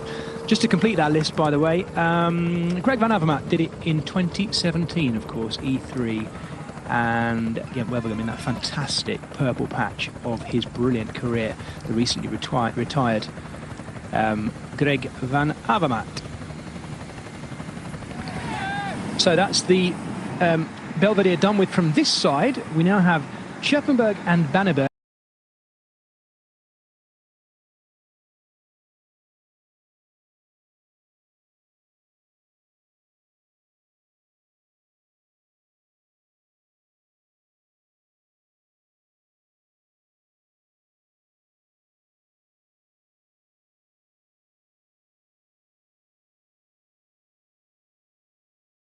Yeah, they've got to go back on themselves and back over the Scherpenberg and Banneberg one more time. The fans in this race definitely get their money's worth, Adam, don't they? If you're out on the Banneberg or the Scherpenberg, it's a great place to be this Sunday afternoon coming into Flanders.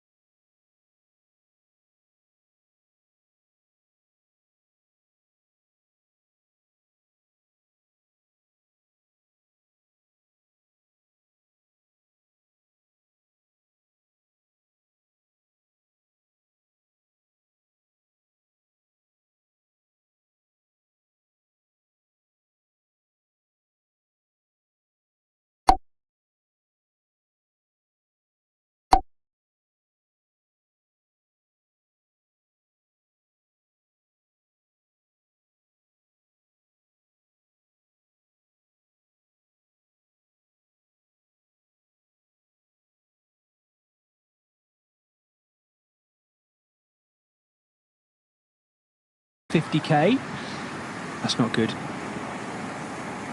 It's a dry day, so in and out of these towns and across the crossings and things, you'd usually expect it to be a bit safer, but the speed is right up because they're picking up bits of tailwind as they turn eastward again, and they aren't half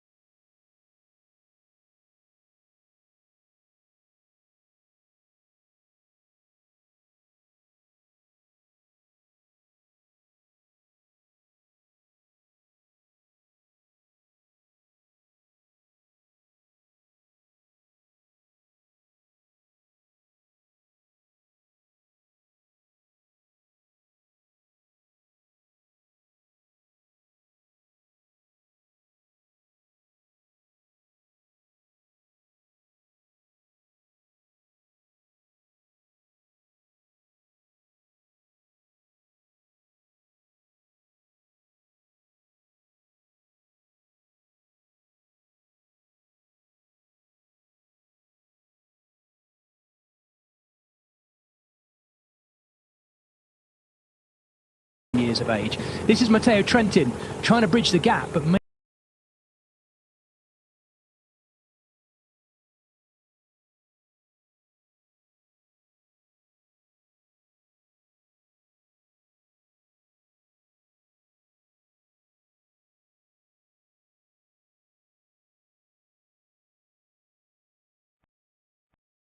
like he's doing too much. Maybe it's all in. Maybe it is all in for Jasper Philipsen. Maybe we'll look back on this if we see it come back together and Jasper Philipsen wins a final sprint in Wevelgem. Then maybe we'll look back and go, well, you know, why? Now it makes sense that Mathieu van der Poel could be out front trying all he likes, do everything he wants, because even if they do get caught, they've got the best sprinter in the world sitting right there. And look at the numbers as well of Alpecin de Koenig jerseys just bubbling up at the front. Maybe this is the act that we're seeing played out in front of us, Adam, and Van der Poel is just out front distracting in a way, seeing what happens. And if they happen to stay away, maybe he wins. And if he gets caught and is completely exhausted from all of his efforts, then they've got the best sprinter in the world, locked and loaded behind with good support by the looks of the numbers there. Yeah, I'd say that's pretty much what they've got to do. You know, Van der Poel go out, if you can win from afar, win from a breakaway, great. If not, if it comes down to a sprint, they've got one of the fastest men in the world in this group still, Jasper Philipsen. So yeah, they've got it all bases covered really, which not many teams do have within this group. We've got Ben Swift on the front now for Ignace Grenadiers. I think that Turner's the only rider in there still.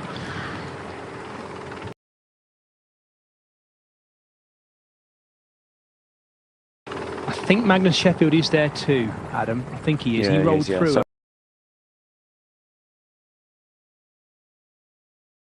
a few moments ago, so maybe just the three of them, something like that.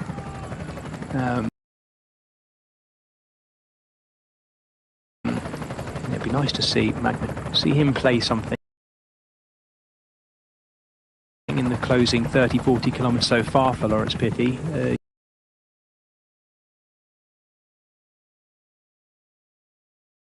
You and I, of course, are watching him closely, and that's on the Mount Lofty stage, that final stage. Look, of course, went on to take 8th in Le Saman just a few weeks ago, then rode Paris-Nice, got 2nd and 3rd on 2 stages. Then he was 15th at Milan-San Remo and 15th at the classic Brugge de Panne in the week just gone. Could this be the best of them, though, for young Laurens Pithy sitting at the back of those three? Looks good still. You know, heading towards the final ascent of the well, we're going to go to the Scherpenberg first and then the Bannerberg, as I say, very nearly there as well. As you can see, the hills rising up in the distance just in front of them. Once they're over the top of the Kemmelberg, they have 36 kilometers left, riding eastward back in the direction of Kortrijk, I suppose, the biggest town. But before they get there, they ride into Wevelgem itself and finish on the Van Akerstraat. Yeah, this part of the road they're on now, it's just a long drag up here. I think Ben Swift being on the front, I'm surprised no other teams have come up to help. You know, you've got Visma Lease bike sat there. You've got all the other teams. You've got Jake Waulula with Michael Matthews still in there as well. Quickstep Tim Malia looks to be still in there as well. Gemai, so you've got Wanty that are not pulling on the front. I can understand that they might want to get over the Kemmel for their last time, Tudor Pro Cycling as well, but I'm just surprised that they're just leaving it up to Ben Swift, the one rider at the minute. There's Michael Matthews. He's got Walshite just in front of him as well, the tallest man in the peloton. Sat there. I don't know if he's done any turns yet or given Ben Swift a turn, but you'd have thought by now he might have tried to. Bora as well. You've got Marco Haller coming up. They've been doing a little bit of the work earlier on. Yeah, so that's our assumption, isn't it, that Bora will be working for Danny van Poppel? Yeah, we presume. I'd say so. Yeah. Interesting to see Total Energies coming up. They've already had a good result this week as well, with Jason Tesson, who took 4th in Brugge de Panne on Wednesday. I was looking forward to seeing him here today, but he's not here, interestingly enough, although they do have Emilien Jeannière, who was 9th on Wednesday. 2 Total Energies riders in the top 10. Really quick ride through that corner as well. Thankfully, I think, Adam, everyone through. Yeah, no crashes. No.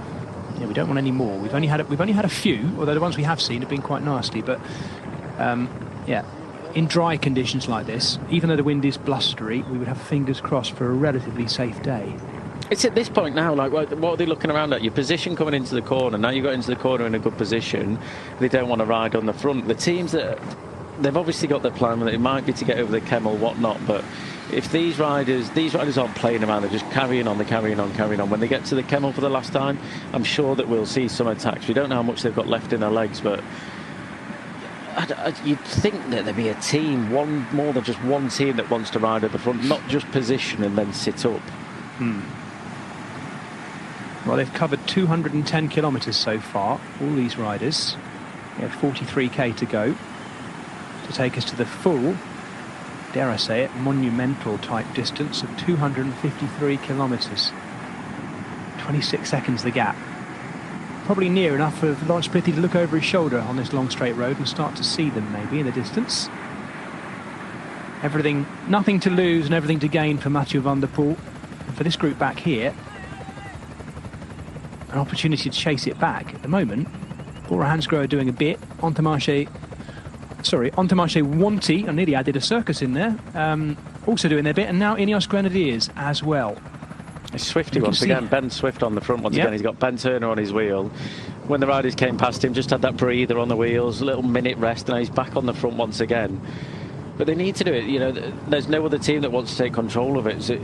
It's Ineos Grenadiers who just having to do the majority of the work for the likes of Ben Turner, the likes of Sheffield, to try and bring these three riders back out the front. But like I said earlier, I'm surprised no one else is even bothered about helping. They obviously all want to be there. They want to all be at the front. That's Ben Swift's job jump for the day, is the left turn onto the narrow road of the Bannerberg. And it really does get narrow up here as well. So positioning for the peloton, that's why they're all trying to get to the front, trying to stay in a good position.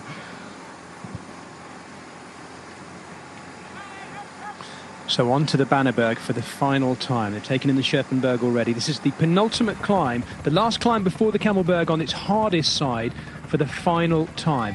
What's notable though, Adam, even though it looks like this chasing peloton are kind of messing around a little bit, 23 seconds. If they'd really been messing around, then the three out front would be a minute clear by now.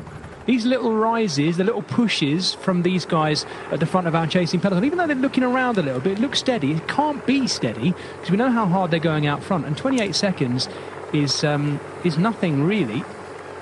Are they going that hard out front though? Ooh, we think good they question. are. Good question. There's nothing to say that they are going super hard out front. There's nothing to say that they are going a little bit easier out front either. You know, these guys out front are riding within themselves a bit. You got Yetzebol on the attack now, just trying to go clear. He's got a Wanty rider with him. But yeah, we don't know if they are riding full gas or not. They might just be riding within themselves before the climbs.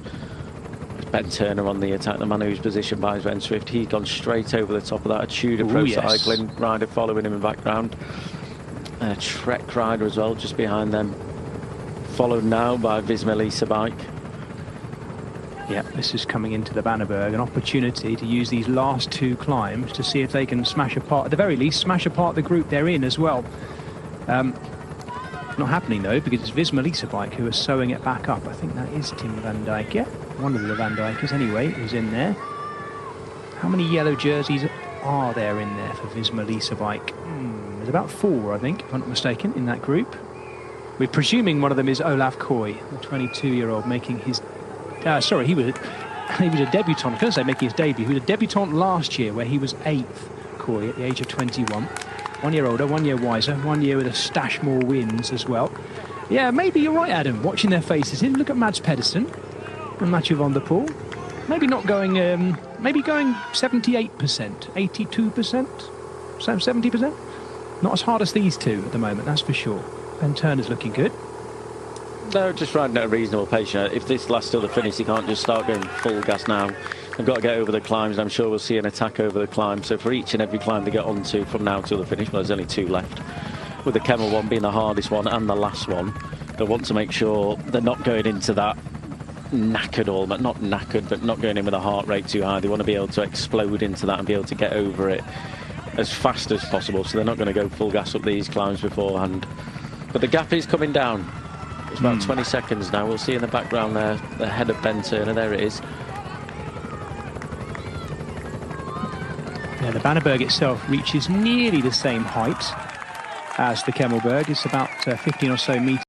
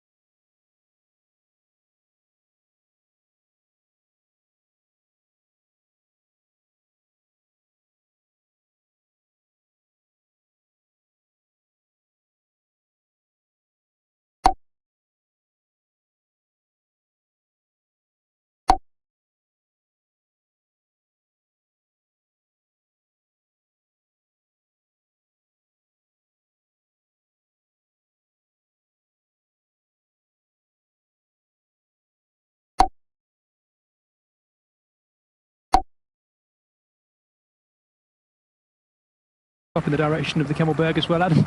Only in Belgium could you have a ski lift to take you up to the top of these kind of hills, but they are crucial landmarks in our great sport as well.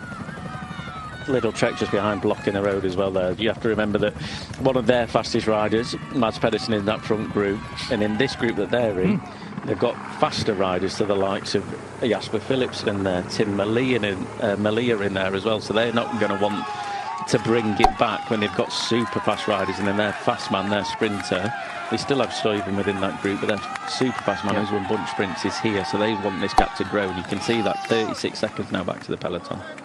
Yeah, it wasn't just Lidl Trek either. There was Stefan Kung there for Groupama FDG, just sitting there, blocking the road on that narrow section on the Bannerberg as well. This is Ben Turner, and he has Hugo Page with him, the Frenchman. Sorry for not picking him out earlier. Riding for Entemarché Wanty. I think I've mentioned Hugo Page this year, Adam, actually. Been quiet, the Frenchman.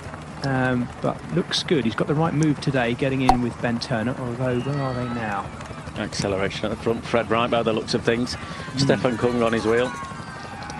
Bahrain have not had the best run at it today in terms of having all the riders in the right groups at the right time. They've always just been on that back foot by the looks of things.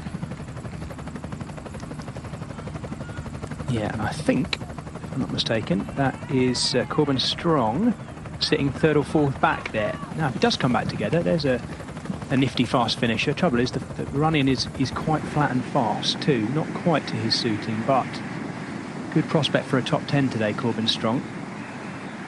Kiwi riding for Israel Premier Tech.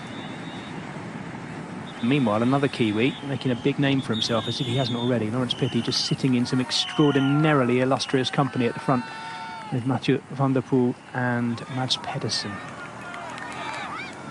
So we're seeing 31 seconds back to Group 2 and then 45 seconds to the group behind. Group 2 is those two riders trying to come across, Ben Turner and Hugo Page.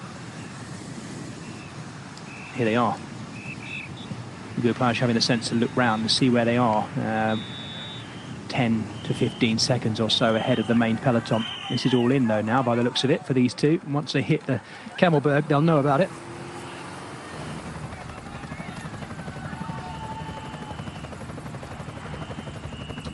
Yeah, and you can see, can't we, Adam? You can see the race into the Kemmelberg is already on. Riders looking to get advantage of each other. Interesting enough, Alpecin de Koning numbers moving up too as well. Where is Jasper Philipsen? We need to start keeping an eye on him, because if Plan A was always Philipsen, then I wonder how he's preparing for Plan A to go into action should they be caught. I don't think it's Plan A. I just think it's exactly the same as San Remo. You know, both of them. We know that Jasper's got one of the fastest finishes in the world. Van der Poel is one of the strongest riders in the world. Obviously, we don't have to tell you that. But I think, you know, let Mathieu race. Let him do what he wants to do. Let him go and be Mathieu, basically. And if it comes down to a sprint, Mathieu, being Mathieu, is part of helping Jasper as well. So I think Jasper's just got to get over this climb, see how close these guys are, and judge it from that. You know, they're not going to chase to bring the world champion back. And for the other riders, if Tim Malia is in there, which I do think he is, I think the likes of Quickstep will wait until they get over the Kemmel, make sure Malia's over that in the peloton in a good group, and then try and bring these riders back. But if they do that beforehand, they blow themselves up before the Kemmel, Malia's not going to have the teammates and the resources to bring them back.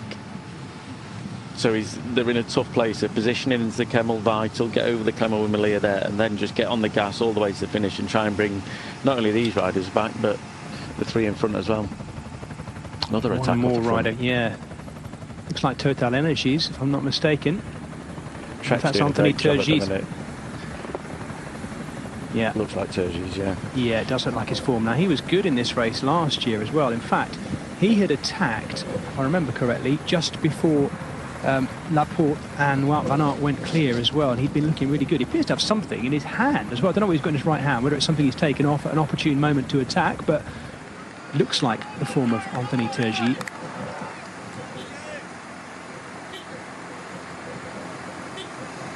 Mads Pedersen takes a swig. I don't think Lawrence Pithy, he doesn't need to, does he, Adam? He doesn't need to do turns, but I don't think we've seen him yet so far do any really long turns at all on this group. looks to be there. Mads Pedersen is trying to pick his chain up onto his big ring or move something across. Something's just catching that he's not sitting comfortably. He's not been on the radio yet. He's not asked for assistance, but playing with something. Oh, little grimace on Van der Poel's face. He's playing for the cameras, Adam, surely. You know what Van der Poel's like. I reckon he's doing it. You knew you would say that. Now, you're right, you know, there have been... You're right, there was that moment, wasn't there, where Pithy came past him on the... Was it the last ascent, the middle ascent of the Kemmel?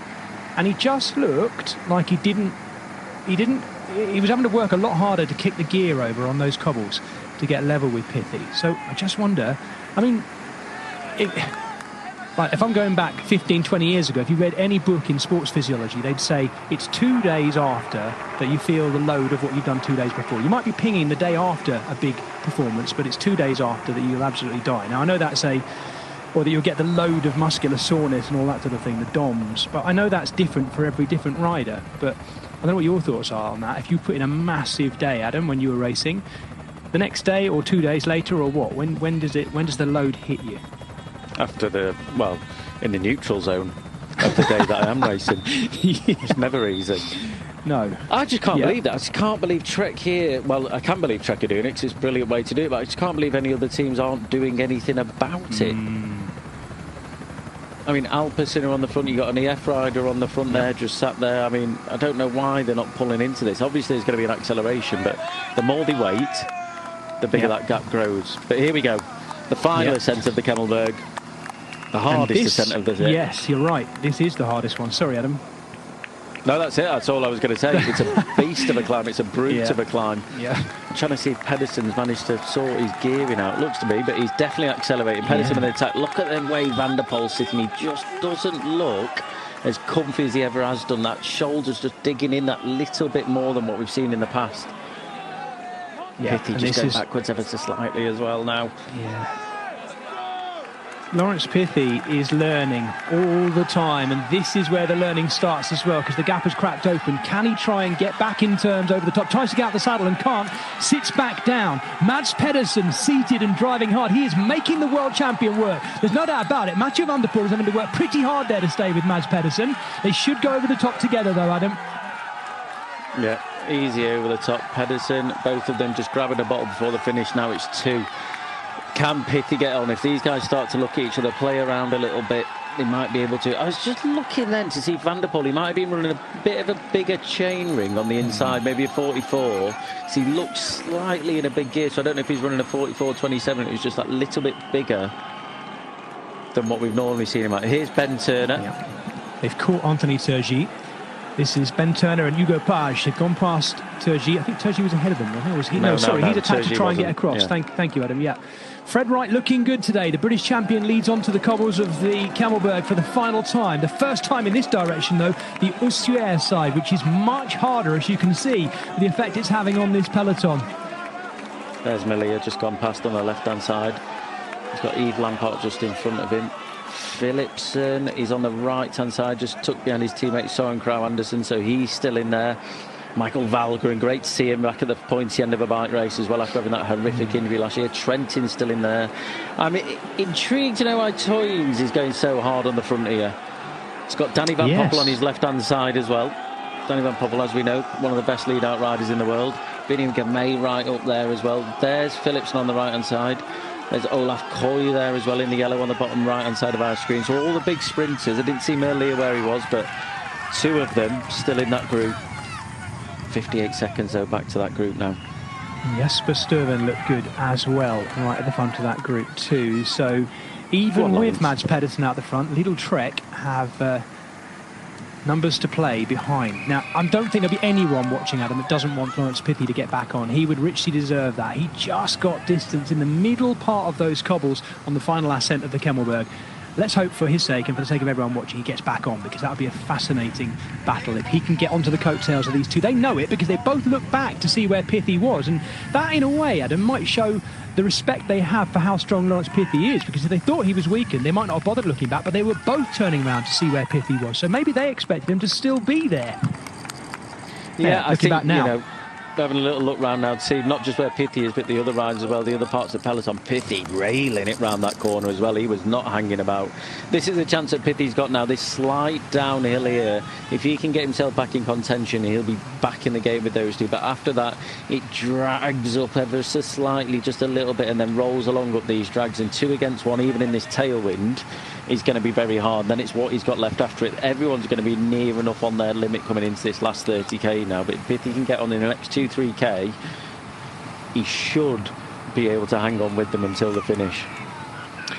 Well, the top 3, as they stand on the road at the moment, quite predictable, apart from Lawrence Pithy, maybe, who's made another big step up today. But I guess few would have picked maybe Hugo Page and Ben Turner being the chasing 2, who are chasing out 3 out front. But that's the way it is after that final ascent of the Kemmelberg. They also look back up the climb, the descent as it is, to see who is coming at them. Yeah, they've got Turgi just behind, who launched that attack later on, but look how big that gap is.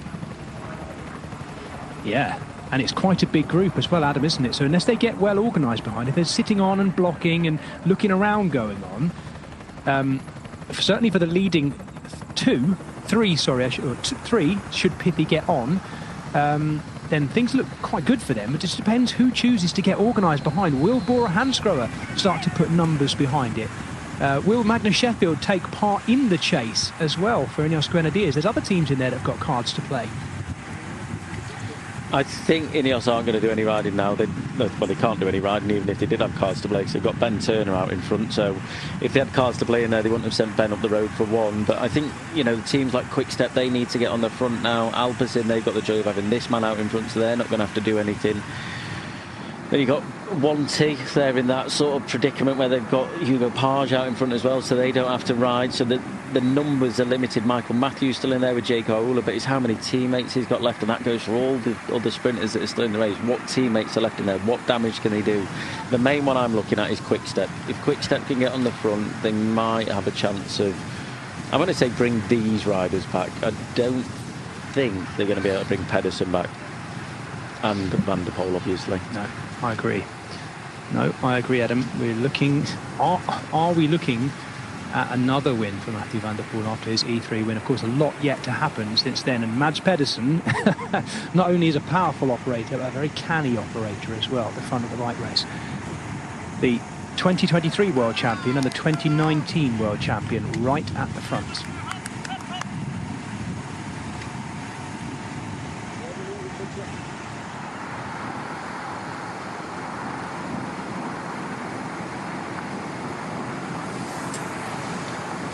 Lawrence Pithy in a time trial now. He's gone from cobbled climbing, shown off his sprinting already this season, and now he is in a full-on aero time trial race in the direction of Wevelgem and the Van Akerenstraat, where this race finishes in 30 kilometres time. It's a cruel, long chase back. We talked earlier, Adam, didn't we, about the these Flandrian classics and this this predominance of the very hilly last third, followed by a flat, fast, quite wide run into a finish, and Wevelgem is the absolute epitome, I should say, of that. We're looking back here at Wevelgem in 2020. Again, of course, focusing on the Kemmelberg. Go on, Luke Ray there on the left-hand side. Van der Poel there with Wout van Aert. That's when they started coming across. Riders bridging across the groups. And that's when they went on the attack. 4Ks to go. A wet finish on that one. I'm just trying to think, Adam, was 2020 delayed due to COVID? Did it happen later in the year? No. Ooh, I'll have to look it up. I can't remember. This was the finish, though. Yeah, that was the finish. You got Matteo Trentin in the orange. Then on the left-hand side, I think it was Stuyven who it was. I can't remember the winner there. I think it was Stuyven. Stuyven, Senna, Shell was up there as well from Quick-Step. Pedersen, sorry. Wasn't it 2020, yeah. What a plonker I am. I apologise, ladies and gentlemen. No. Gosh, he looks like a younger Mads Pedersen there, doesn't he? Very much so, yeah. Senna Shell on the right, as you say. And Matteo Trentin riding for what were they called? CCC? Gosh, it seems like an age ago. It's 4 years ago. Right. Is it, are we pre-playing the finish here, watching a Mads Pedersen win while he is out front? Not with Florian Seneschal. If these two stay out in front, this will be a good sprint between these two.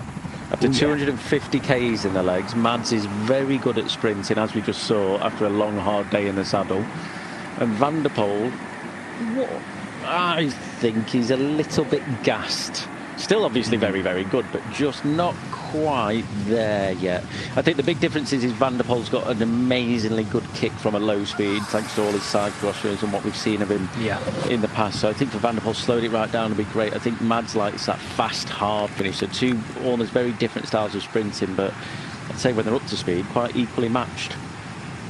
So this is our neatly formed chasing group of three, now hooked up with Anthony Turgis too. The wind, slight cross tailwind. You can see that Kasper Asgreen there pushing out to the right-hand side. That is Tim Merlier with him as well. So Tim Merlier, Asgreen, Yves Lampaert, the three Soudal Quick-Step riders off the right-hand side of the screen, pressing into that wind, along with Tej Benoot with his knee strapped up. Thank you, Adam. Yeah, and so there we go. There we can see the gaps. 43 seconds back to the chasing group of three.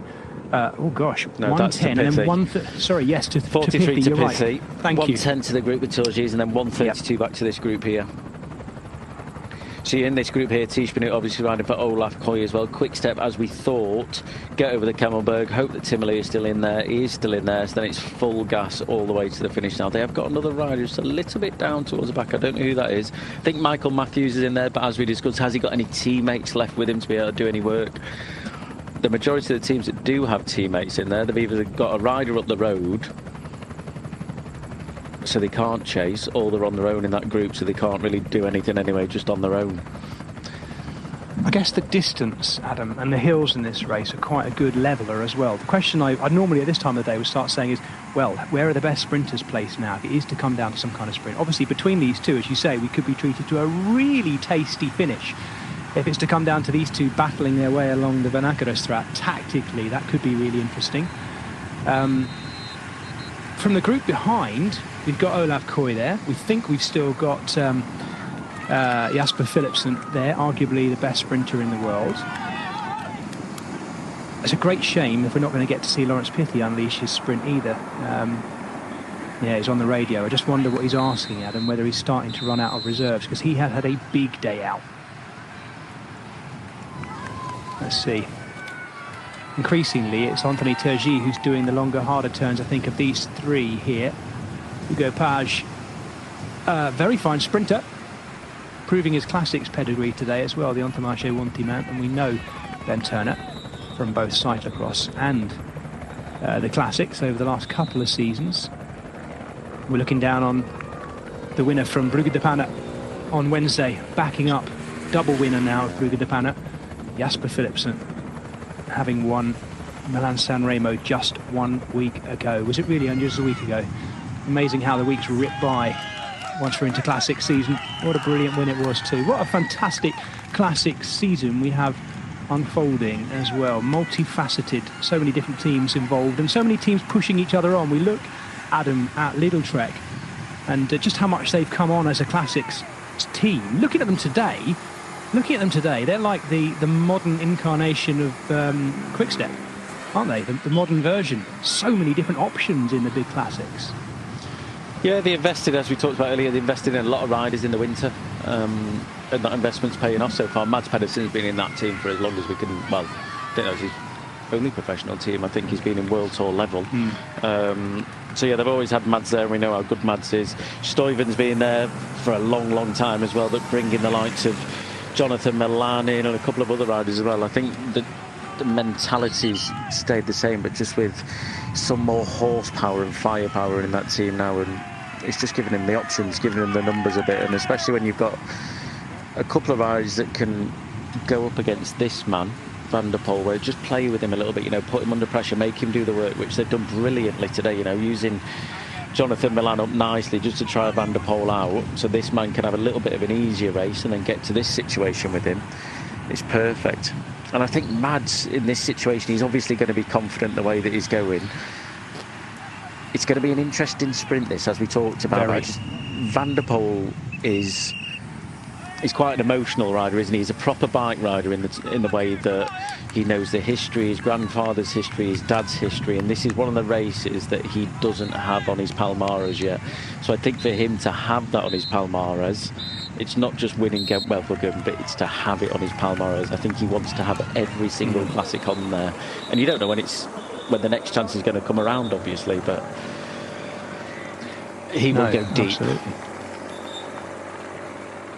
This is one of those races that his father, Adri, did not win as well. Not quite to his riding characteristics. So these are now the final 23k of a 253-kilometre cobbled and Plugstreet classic, the 86th edition of Gent Wevelgem in Flanders Fields, and it has been a battle. Riding back in the direction of Eper, they'll pass under the Menin Gate one final time as well, these riders, and these are our leading 2-0. I'll go with that. The current world champion Mathieu van der Poel and Mads Pedersen, who seems to be in very good form this springtime. It would be a very great shame for him to pass through this spring without a classic win, Adam, wouldn't it? It'd be deserving of it, Mads Pedersen. Yeah. He definitely would be. I think Mads is definitely the rider that he's always up there, isn't he? He's up there in San Remo in the front group. He was up there in E3 in one of the front groups. He's just very consistent, Mads, and you know almost what you're getting from him. You wouldn't be surprised if he didn't win. You wouldn't be surprised if he won. No, absolutely. And they're riding back through where they left some, 225 kilometres ago in this race. They'll ride back through the Menin Gate there, which is being, as I say, refurbished at the moment. Back across the moat, the other side of it. And it's Mathieu van der Poel who leads under the gate and out the other side. They have just over 20 kilometres to go to bring them towards Wevelgem and Van Akerenstraat, that famous finishing straight now that's been used for so many years. Their gap over what is now 4 riders chasing, 1 minute and 4. As I think. There we go. Laurens Pithy is now in with Ben Turner, Anthony Turgi and Hugo Page. And, well, that's the interesting battle if it stays like this, Adam, to see whether Laurens Pithy can get himself on the podium. I don't think there's anyone watching that wouldn't say that would be a deserved result as well. And he probably... he'd certainly have a battle with Hugo Page if it comes to a sprint between these 4, because Page is pretty quick. And wonder what Pithy's got left. He's had a... I know it's an understatement, but he has had a hard day out. He's had everyone's had a super hard day out, but yeah, he's had definitely a hard day out, that's for sure. Is that Groenewegen? No, it's Michael Matthews. Sorry, I thought that was Groenewegen then towards the back. Yeah, that would have been interesting. Corbin Strong still there, sitting at the back of this group, which is now a Soudal Quickstep-led chase group. They've got Wilfred Peters as their DS today, and I sneaking suspicion that Peters may have been shouting in their lug holes to do something in this race now and make this count. The 3 of them right at the front, the 3 extraordinarily strong riders. A former Tour of Flanders winner, Casper Asgreen, along with a Yves Lampaert, former Belgian champion, former winner of Brugge de Panne, in fact.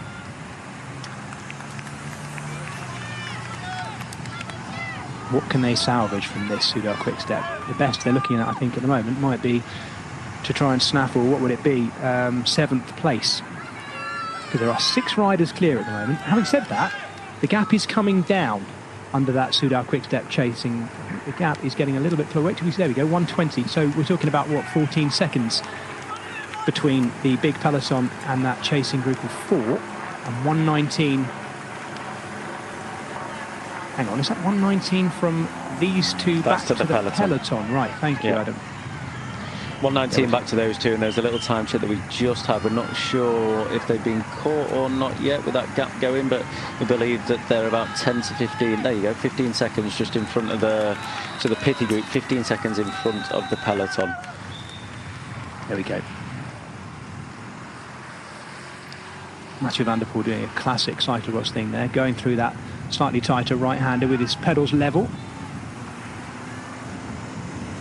Let's have a look at these 2 now. I think Van der Poel is just sort of having a drink and a rest behind, just looking to see whether one of them is doing more than the other. Could either of these, I know they're not going to, Adam, I know they won't, but could either of these have an excuse to sit on a little bit more after everything that's gone past?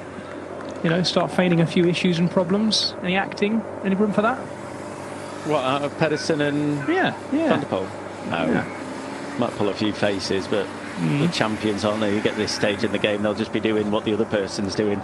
I don't think they're going to back off or start doing smaller turns, because these guys are on their tails and hot on their tails behind, and they've got 3 quick step riders. Yves Lampard in there, you've got Kasper Asgreen in there, you've got Tish Benoot chasing as well. I mean, there's strong riders in this group trying to bring back not only Van der Poel but the riders in front a chance to get on the podium.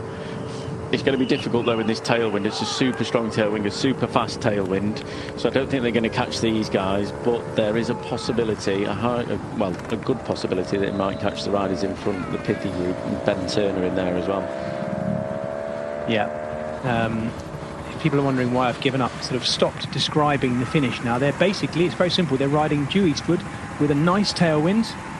Dropped a little bit now, I think it's around about 25 kilometres per hour, pressing on their backs for these two, but they're following that tailwind all the way in until they turn left onto the final finishing straight into Wevelgem itself. They'll pick up little bits of crosswind on the way in, but there's plenty of built-up areas around there that will protect them quite neatly as well. So still being pressed by this tailwind at the moment, despite the fact they're into a little rise as well at the moment.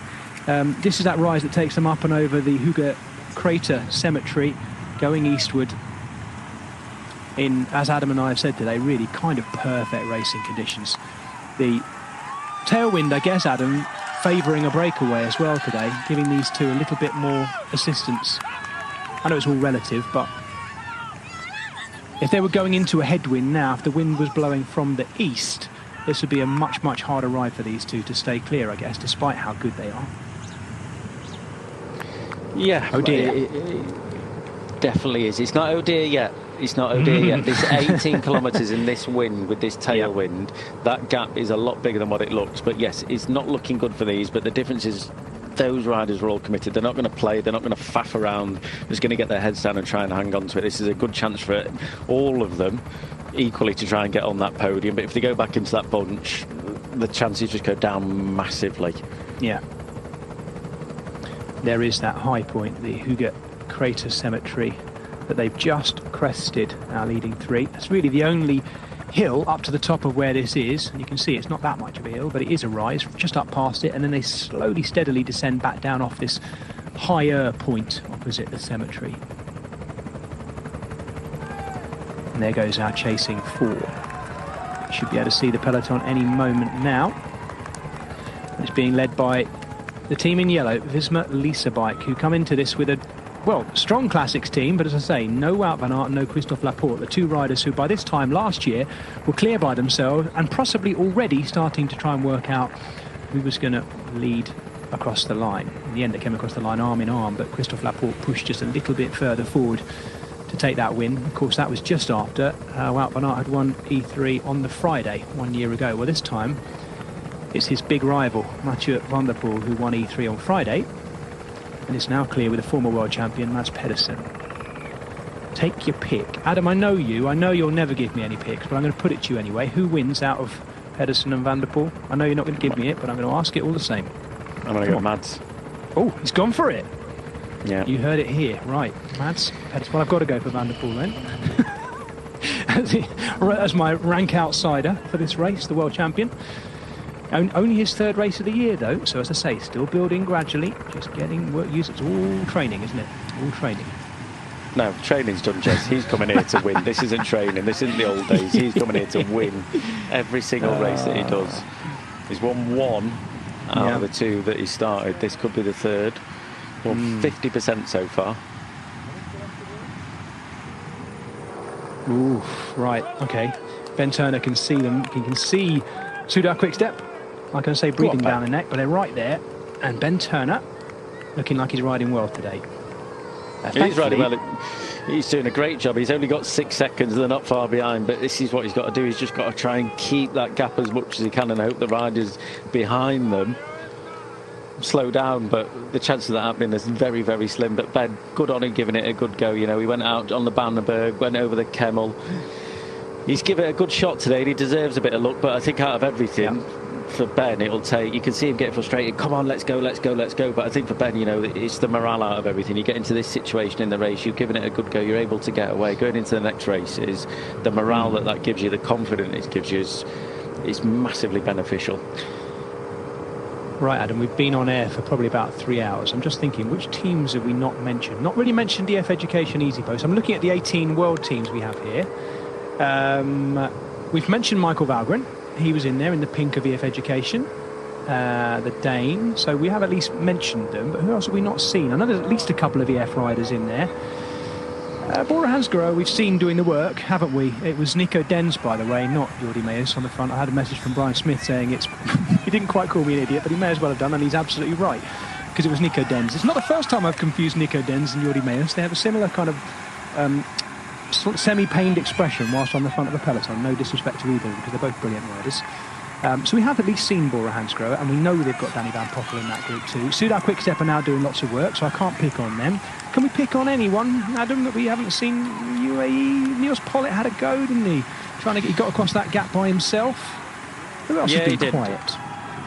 Oh, there's loads of people that have been quiet, all the ones that we don't know and can't mention. I was going to pick on... Philipsen has been quiet, and there's a good chance that Alpecin could get 2 on the podium here.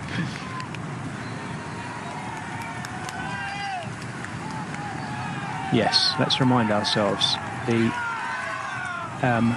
Monument winner, Milan San Remo winner, Jasper Philipsen, teammate of Mathieu van der Poel, who's on the front right now, is sitting pretty in that group behind and waiting. Whether he's the fastest sprinter in the world, of course, we can never debate who the fastest sprinter in the world is. Is he the best sprinter in the world? I would say yes. But then some people might say Tim Merlier is at the moment. Well, we're about to see in this race on this day, should it come to a sprint from that chasing group,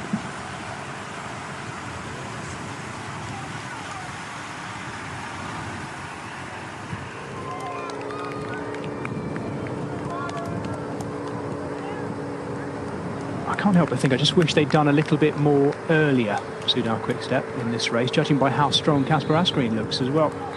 Still get that podium if they play it right. Now, as I mentioned earlier, although we did show you the wrong picture, don't forget the women's race is on right now. I believe we're looking at live pictures of Wevelgem, the women's race, being brought to you by our good friends Marty McDonald and Joe Rousel as well. Of course, Lotte Kopecky, the world champion riding, but also Lorena Wiebes, should it come down to a sprint. Those two, of course, both teammates at SD Works Pro Time, and a very in-form Elisa Balsamo. So I wonder whether there'll be an opportunity for a double win today. Well, there will be an opportunity for a double win today for Lidl Trek, with Elisa Balsamo in such good form, the former world champion, and Mats Pedersen, also former world champion, in very good form here, leading the race with Mathieu van der Poel. So maybe that would be a great day for that team on both the men's and women's fronts. Lidl Trek. You don't have to switch over to the women's race right now. If you're watching on our digital coverage, you can pick it up straight after the finish of the men's race. The run into the finish, by the way, is exactly the same. So the fans at the roadside here get a double treat today with 2 World Tour races passing. And this men's race, as I mentioned at the beginning of the broadcast, right up there in my estimation of those races, knocking on the door of #1 Monumental Street, I think. Now, Bora Hansgrohe getting involved now behind as well. That is Marco Haller, the Austrian.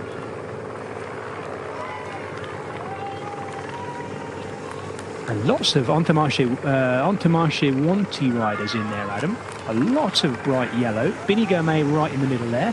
Winner from 2 years ago. He's there as well. They're not having to really do anything at the moment, but they've got numbers to play. Entomarche Wanty. We know they've got Hugo Page in the chasing group, but having Binny Gourmet there as well, and he's looked good. He looked good on the final ascent of the Kemmelberg as well, Binny. So hopefully getting back to his best, because he's not quite got back there, Adam, where he was when he won this race. That was the same year, of course, where he won a Giro stage as well, took the pink jersey and then corked himself in the eye, of course. Really, it's in the time since then that he's not quite progressed in the way that we thought he might. certainly as a classics rider, but maybe this is the next couple of weeks where we see him get back into his groove. I hope so. He was definitely good in E3. We saw signs of Gem just sort of having that form that he used to have. He blew his absolute doors off in the last 10k, I think it was, 5k, and he just went so backwards. But yeah, I think for Bidium it's going to be hard for him to keep up with the likes of Van der Poel and Wout van Aert when it comes to Flanders. But Roubaix is highly possible, and a rate like this today, he's still got a very good chance to, well, he's got a great chance to get on the podium. Adam, you're seeing that note at the bottom of our screen there. It'll be the first time Mads Pedersen and Mathieu van der Poel have sprinted side by side. I presume that means as a leading duo. According to that, in any race. I'm trying to think. I must admit, I can't recall from memory, but in a way that slightly surprises me, actually. I mean, it's not the biggest stat in the world, is it, that one? No, but well, they're 29, and Van der Poel is 29. Mads Pedersen is what, 30, 31, I think? Something like that, yeah. Am I wrong? Something like that. So, yeah, there we go. Maybe it'll be the last time. Let's see. They've got to hang in there first to make sure it does happen. They've got under 10k to go now in this, the 86th edition of Gent Wevelgem. 2 riders clear, Mathieu van der Poel and Mads Pedersen. And now it's Bora Hansgrohe's Marco Haller on the front.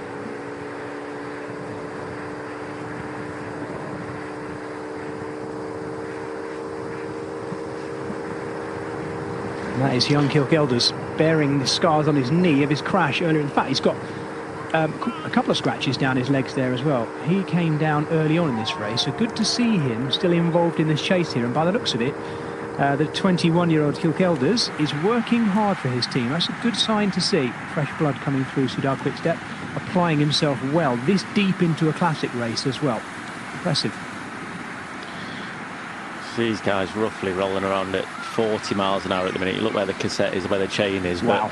But exactly 1 kilometre behind these guys and 1 minute behind. So, yeah, you've got to do 40 miles an hour to do a kilometre in a minute. So rolling along 40 miles an hour roughly. Bonkers. It is, isn't it? This is it's a decent tailwind pressing on them, and the run-in as well is smooth. It's a good road surface. Plenty of crowd to push these two on as well. A Dane and a Dutchman, but a Dutchman who lives in Belgium, of course, as we know. Mathieu van der Poel, usually very well supported, unless it's a cyclocross race where he's got Wout van Aert chasing him, maybe. But the Belgian fans do like their Van der Poel. I'm sure they'll definitely appreciate Mads Pedersen as well as a big classic star as well. I think they probably would have liked to have seen a Belgian rider in company with the two of them as well, but you can't have everything. We've got a dry day. Let's count on that as something special in this Gent Wevelgem. Dry but a windy day. It's been one of these days where because the groups have been so small, we've not seen loads of attacks coming from the peloton, so it was a small group anyway. Van der Poel launched up the Kemmel the first time, split the group right down, then another attack from Milan. And pretty much after that, from that front group, that's been it. There's not been any other attacks. It's just been fairly stalemate all the way to the finish, really. The group behind, the peloton that's caught the riders that were in this group, or the riders that shot off the front, they've had to quick step and they've almost had to just wait until they get the last time over to the Kemmel with their sprinter to make sure they get over it, then to be able to get on the gas to try and bring these riders back or give themselves a chance to get on the podium, which they are doing. So it's been I think it's been a hard day to try and get your leader in the right place, try and get that team tactic together, because each team's got what they want to do in this race, but when this man starts jumping off with 70k to go, it's hard to... Let's try and get our sprinter over that last climb with 30k to go. It's like, oh, it's difficult, very difficult. Yeah. It's one of the biggest bunches we've seen in Wevelgem, coming into Wevelgem for quite a few years. Well, I guess part of that will be the tailwind, but also part of it must be the good conditions. Whenever we've looked back at a few editions in this race, Adam, haven't we? And every time it's looked absolutely miserable. Cold, wet, just dark and nasty. They've actually had a lot of sunshine today. I know that I'm talking a bit flimsy here, but I mean, that does help, doesn't it? It's not been... The weather has not been attritional. Yes, the wind has. We had the big splits. If you weren't with us for our coverage earlier, when we came to air, they were still riding across the moors in De Moura, and that's where the wind really turned up, splitting the peloton into 3 big groups. But since then, the wind has actually been mostly helpful, as Adam said it would be at the start of the day too. But you're right, Helpful that is a big group. Helpful for some, not so much for others. Well, let's contrast the springs of these two, because they are quite different. Mathieu van der Poel there. Oh, a couple of words between them as well. Mathieu van der Poel there, riding only his 3rd road race of the season. Of course, I say he was 10th at Milan-San Remo. He was 10th at Milan-San Remo, but he led out the winner in the end. The conversation between the two of them as they came across the bottom of the Poggio, indicating that Jasper Philipsen had diamonds in the legs, and Mathieu van der Poel went all in for him as his teammate. Another little look between these two. I don't know whether it was a word being exchanged. Anyway, and then of course on Friday, 2 days ago, Mathieu van der Poel won the E3 Saxo Classic, riding away with 50k to go solo as well. That was a hard ride. Has it taken much out of him? It doesn't look like it so far, but I wonder whether the tiny margins might count in a sprint against the likes of Mads Pedersen. We will see. In contrast to that, Mads Pedersen started his season much earlier, back in January in the Étoile de Bessèges, where he won his 2nd stage. He won a stage there, and then of course the overall as well at Étoile de Bessèges. He went on to win the Tour de la Provence as well, showing how well he was climbing in that race, winning 3 stages.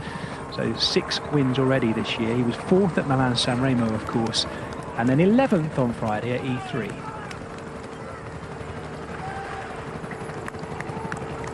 That is about 20 or so race days so far this year.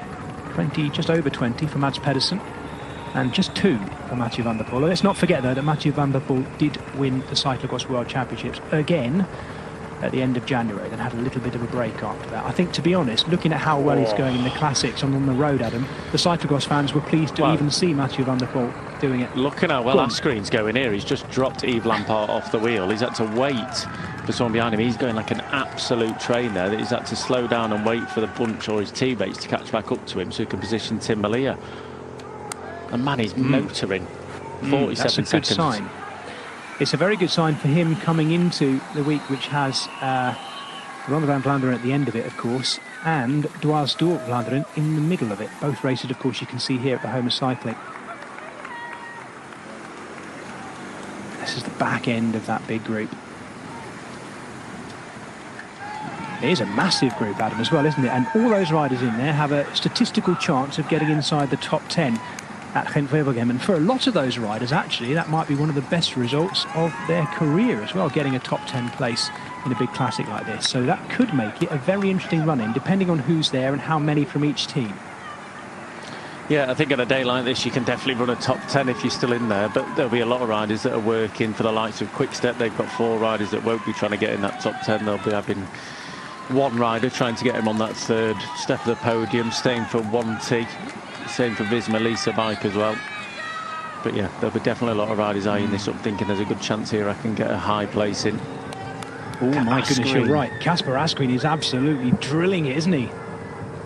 Yeah, it is Groenewegen that's still in there. Groenewegen is in that group still. I thought it was him. So just a little bit back behind Lotto Destiny riders. Groenewegen's still in there. Well spotted. Wow. All right. Obviously, big fast finishing danger man. We presume Jasper Philipsen's in there. We could be treated to a really tasty sprint for the podium. In a way, it's quite, I dare I say it, not for the likes of Lawrence Pithy to hear this, but it's quite nice to only have 2 clear, because we know that whoever wins that bunch sprint will be on the podium with these 2. It'll be well deserved. And I think we're going to get a very, very good bunch sprint there, as you say, particularly with Groenewegen. And Philipsen still there. Molière still there too.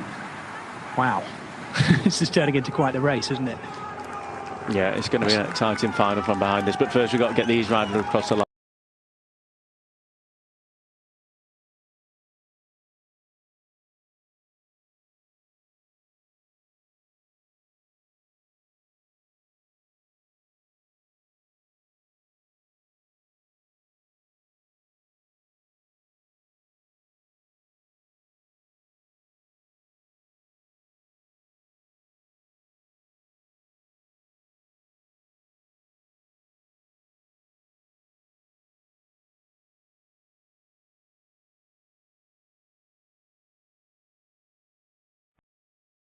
Looking into the city of Wevelgem itself, looking all the way up in the direction of the Van Akerenstraat, where we finish and where these riders finish in 1,300 metres to go. We're talking about it coming down to a final sprint, Adam. I just wonder whether one of these two, maybe Mathieu van der Poel, might not want to leave it to a sprint with Mads Pedersen. He's on the drops. Any chance of one of these two taking a flyer in the last K? No, I don't think so. Definitely Van der Poel wants to be on the back here. Short turn, little gear, just cruising through. Even when he came through to doing his turn, he did not push. Look at him just spinning the legs a bit now. He's definitely not going to come through him. He's going to try and get Mads to lead it all the way into the finish. They've got the room now to manoeuvre a little bit. They've got some room to play a little bit.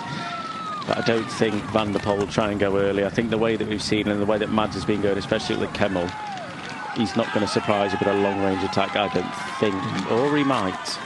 Here we go. We are on the Vernacular track. The crowds are banging the boards. Mads Pedersen, the former world champion, on the front, the Dane. Mathieu van der Poel, the current world champion, sitting second wheel, looking back, can't see anyone coming. Thankfully, it's going to be between these two. 400 metres to go. Mads Pedersen looking over his shoulder. Van der Poel on the drops, both on the drops now. Getting twitchy. Here we go. Ooh. Mads Pedersen opening up early, Adam, and he's gone early, Pedersen. Van der Poel's in the wheel. I don't think there's a gap just yet. Can Mathieu van der Poel come off the wheel? They're going to be up alongside each other here. Van der Poel in full effect right now, up alongside each other. It is neck and neck to the line. He's gone. Mads Pedersen gets his second win in Gent Wevelgem in Flanders Fields. I don't know whether there was a problem there for Mathieu van der Poel, but he pulled the pin. He comes second. Here's that brilliant sprint for third. Jasper Stuyven. Is that Jasper Stuyven or is that... sorry, it might be Jonathan Milan. It is Jonathan Milan right in the middle. Jonathan Milan is he going to hang on? Danny van Poppel! Danny van Poppel with the dip. All that work that was done in the end by Bora Hansgrohe paying off, because I think Danny van Poppel has just got on the line. Of course, I should have spotted the sprinting style of Jonathan Milan nearly taking third, but his teammate, Mads Pedersen, gets his second win in Gent Wevelgem. And Mathieu van der Poel will have to wait for another year to add that classic, Adam. Yeah, we said it early on. We noticed that sort of the second time up the Kemmelberg, up the easier side of it, we just saw Van der Poel looking like he was suffering a bit. From then on in, he's obviously Mathieu van der Poel. He's going to be good all the time, but just didn't look that sort of normal, sharp self. And even in that sprint there, you could see the arm going, but Pedersen just looked like strong all day long, looked super strong, had the benefit of sitting on the wheels for quite a long time as well while Milan was up the road. But yeah, Mads Pedersen launching early as well, about 250 to go, I'd say, 270 to go.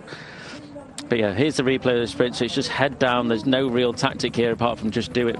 Van der Poel waited for as long as he couldn't. At this point here, it was like, right, now I need to try and get past, head down. Didn't even get close to him, went up for another gear, but no, just did not have the legs to get past him. Very impressive sprint between the two of them. I'm going to say it here, I don't think there's no excuse, because in the end, I think by the looks of that, Van der Poel just didn't have enough to come round him. But Van der Poel does do that, doesn't he, Adam? He'll quite often, I mean, he's still going to come second anyway, but he does quite often, he knows, and he'll pull the pin and stop pedalling once he knows he's not going to win in that. Not every time, but we have seen that quite a lot, haven't we? You know, there was me wondering whether he had a mechanical problem, but it was literally, the kind of that shake of the head thing that he does. I've seen it a few times before, haven't we? When he knows he's not going to win. And he does win so often, of course. Yeah, I think we've not seen it that much because he normally always wins, but yeah, but he just knows when he's beat as well. Yeah. And I think he probably knew when he didn't have the legs, but nice to see him having a pat on the back. But yeah, it's nice to see this man win as well. It's been coming for a long time, this, where he's been wanting that big win up against Van der Poel, Van Aert in these sort of races, and he's got it. Oh, absolutely. Very well deserved. Absolutely. It is, of course, his second win in Gent Wevelgem, because he was the winner back in 2020, 4 years ago. But he and his team, I think it should be said, richly deserve that today, because they all rode really well, didn't they? They were the dominant team in this race, Little Trek, Adam, weren't they? Yeah, they were. I'd be interested to know who was second there. It looked like Danny van Poppel third, sorry, not second, third, Philipsen fourth, and maybe Milan fifth or sixth, I think it was. But definitely Milan very close on the run. Yeah, he was. That was a great sprint, wasn't it? We could do with seeing that sprint again. Hopefully, I'm sure we will. That was, what a fantastic edition.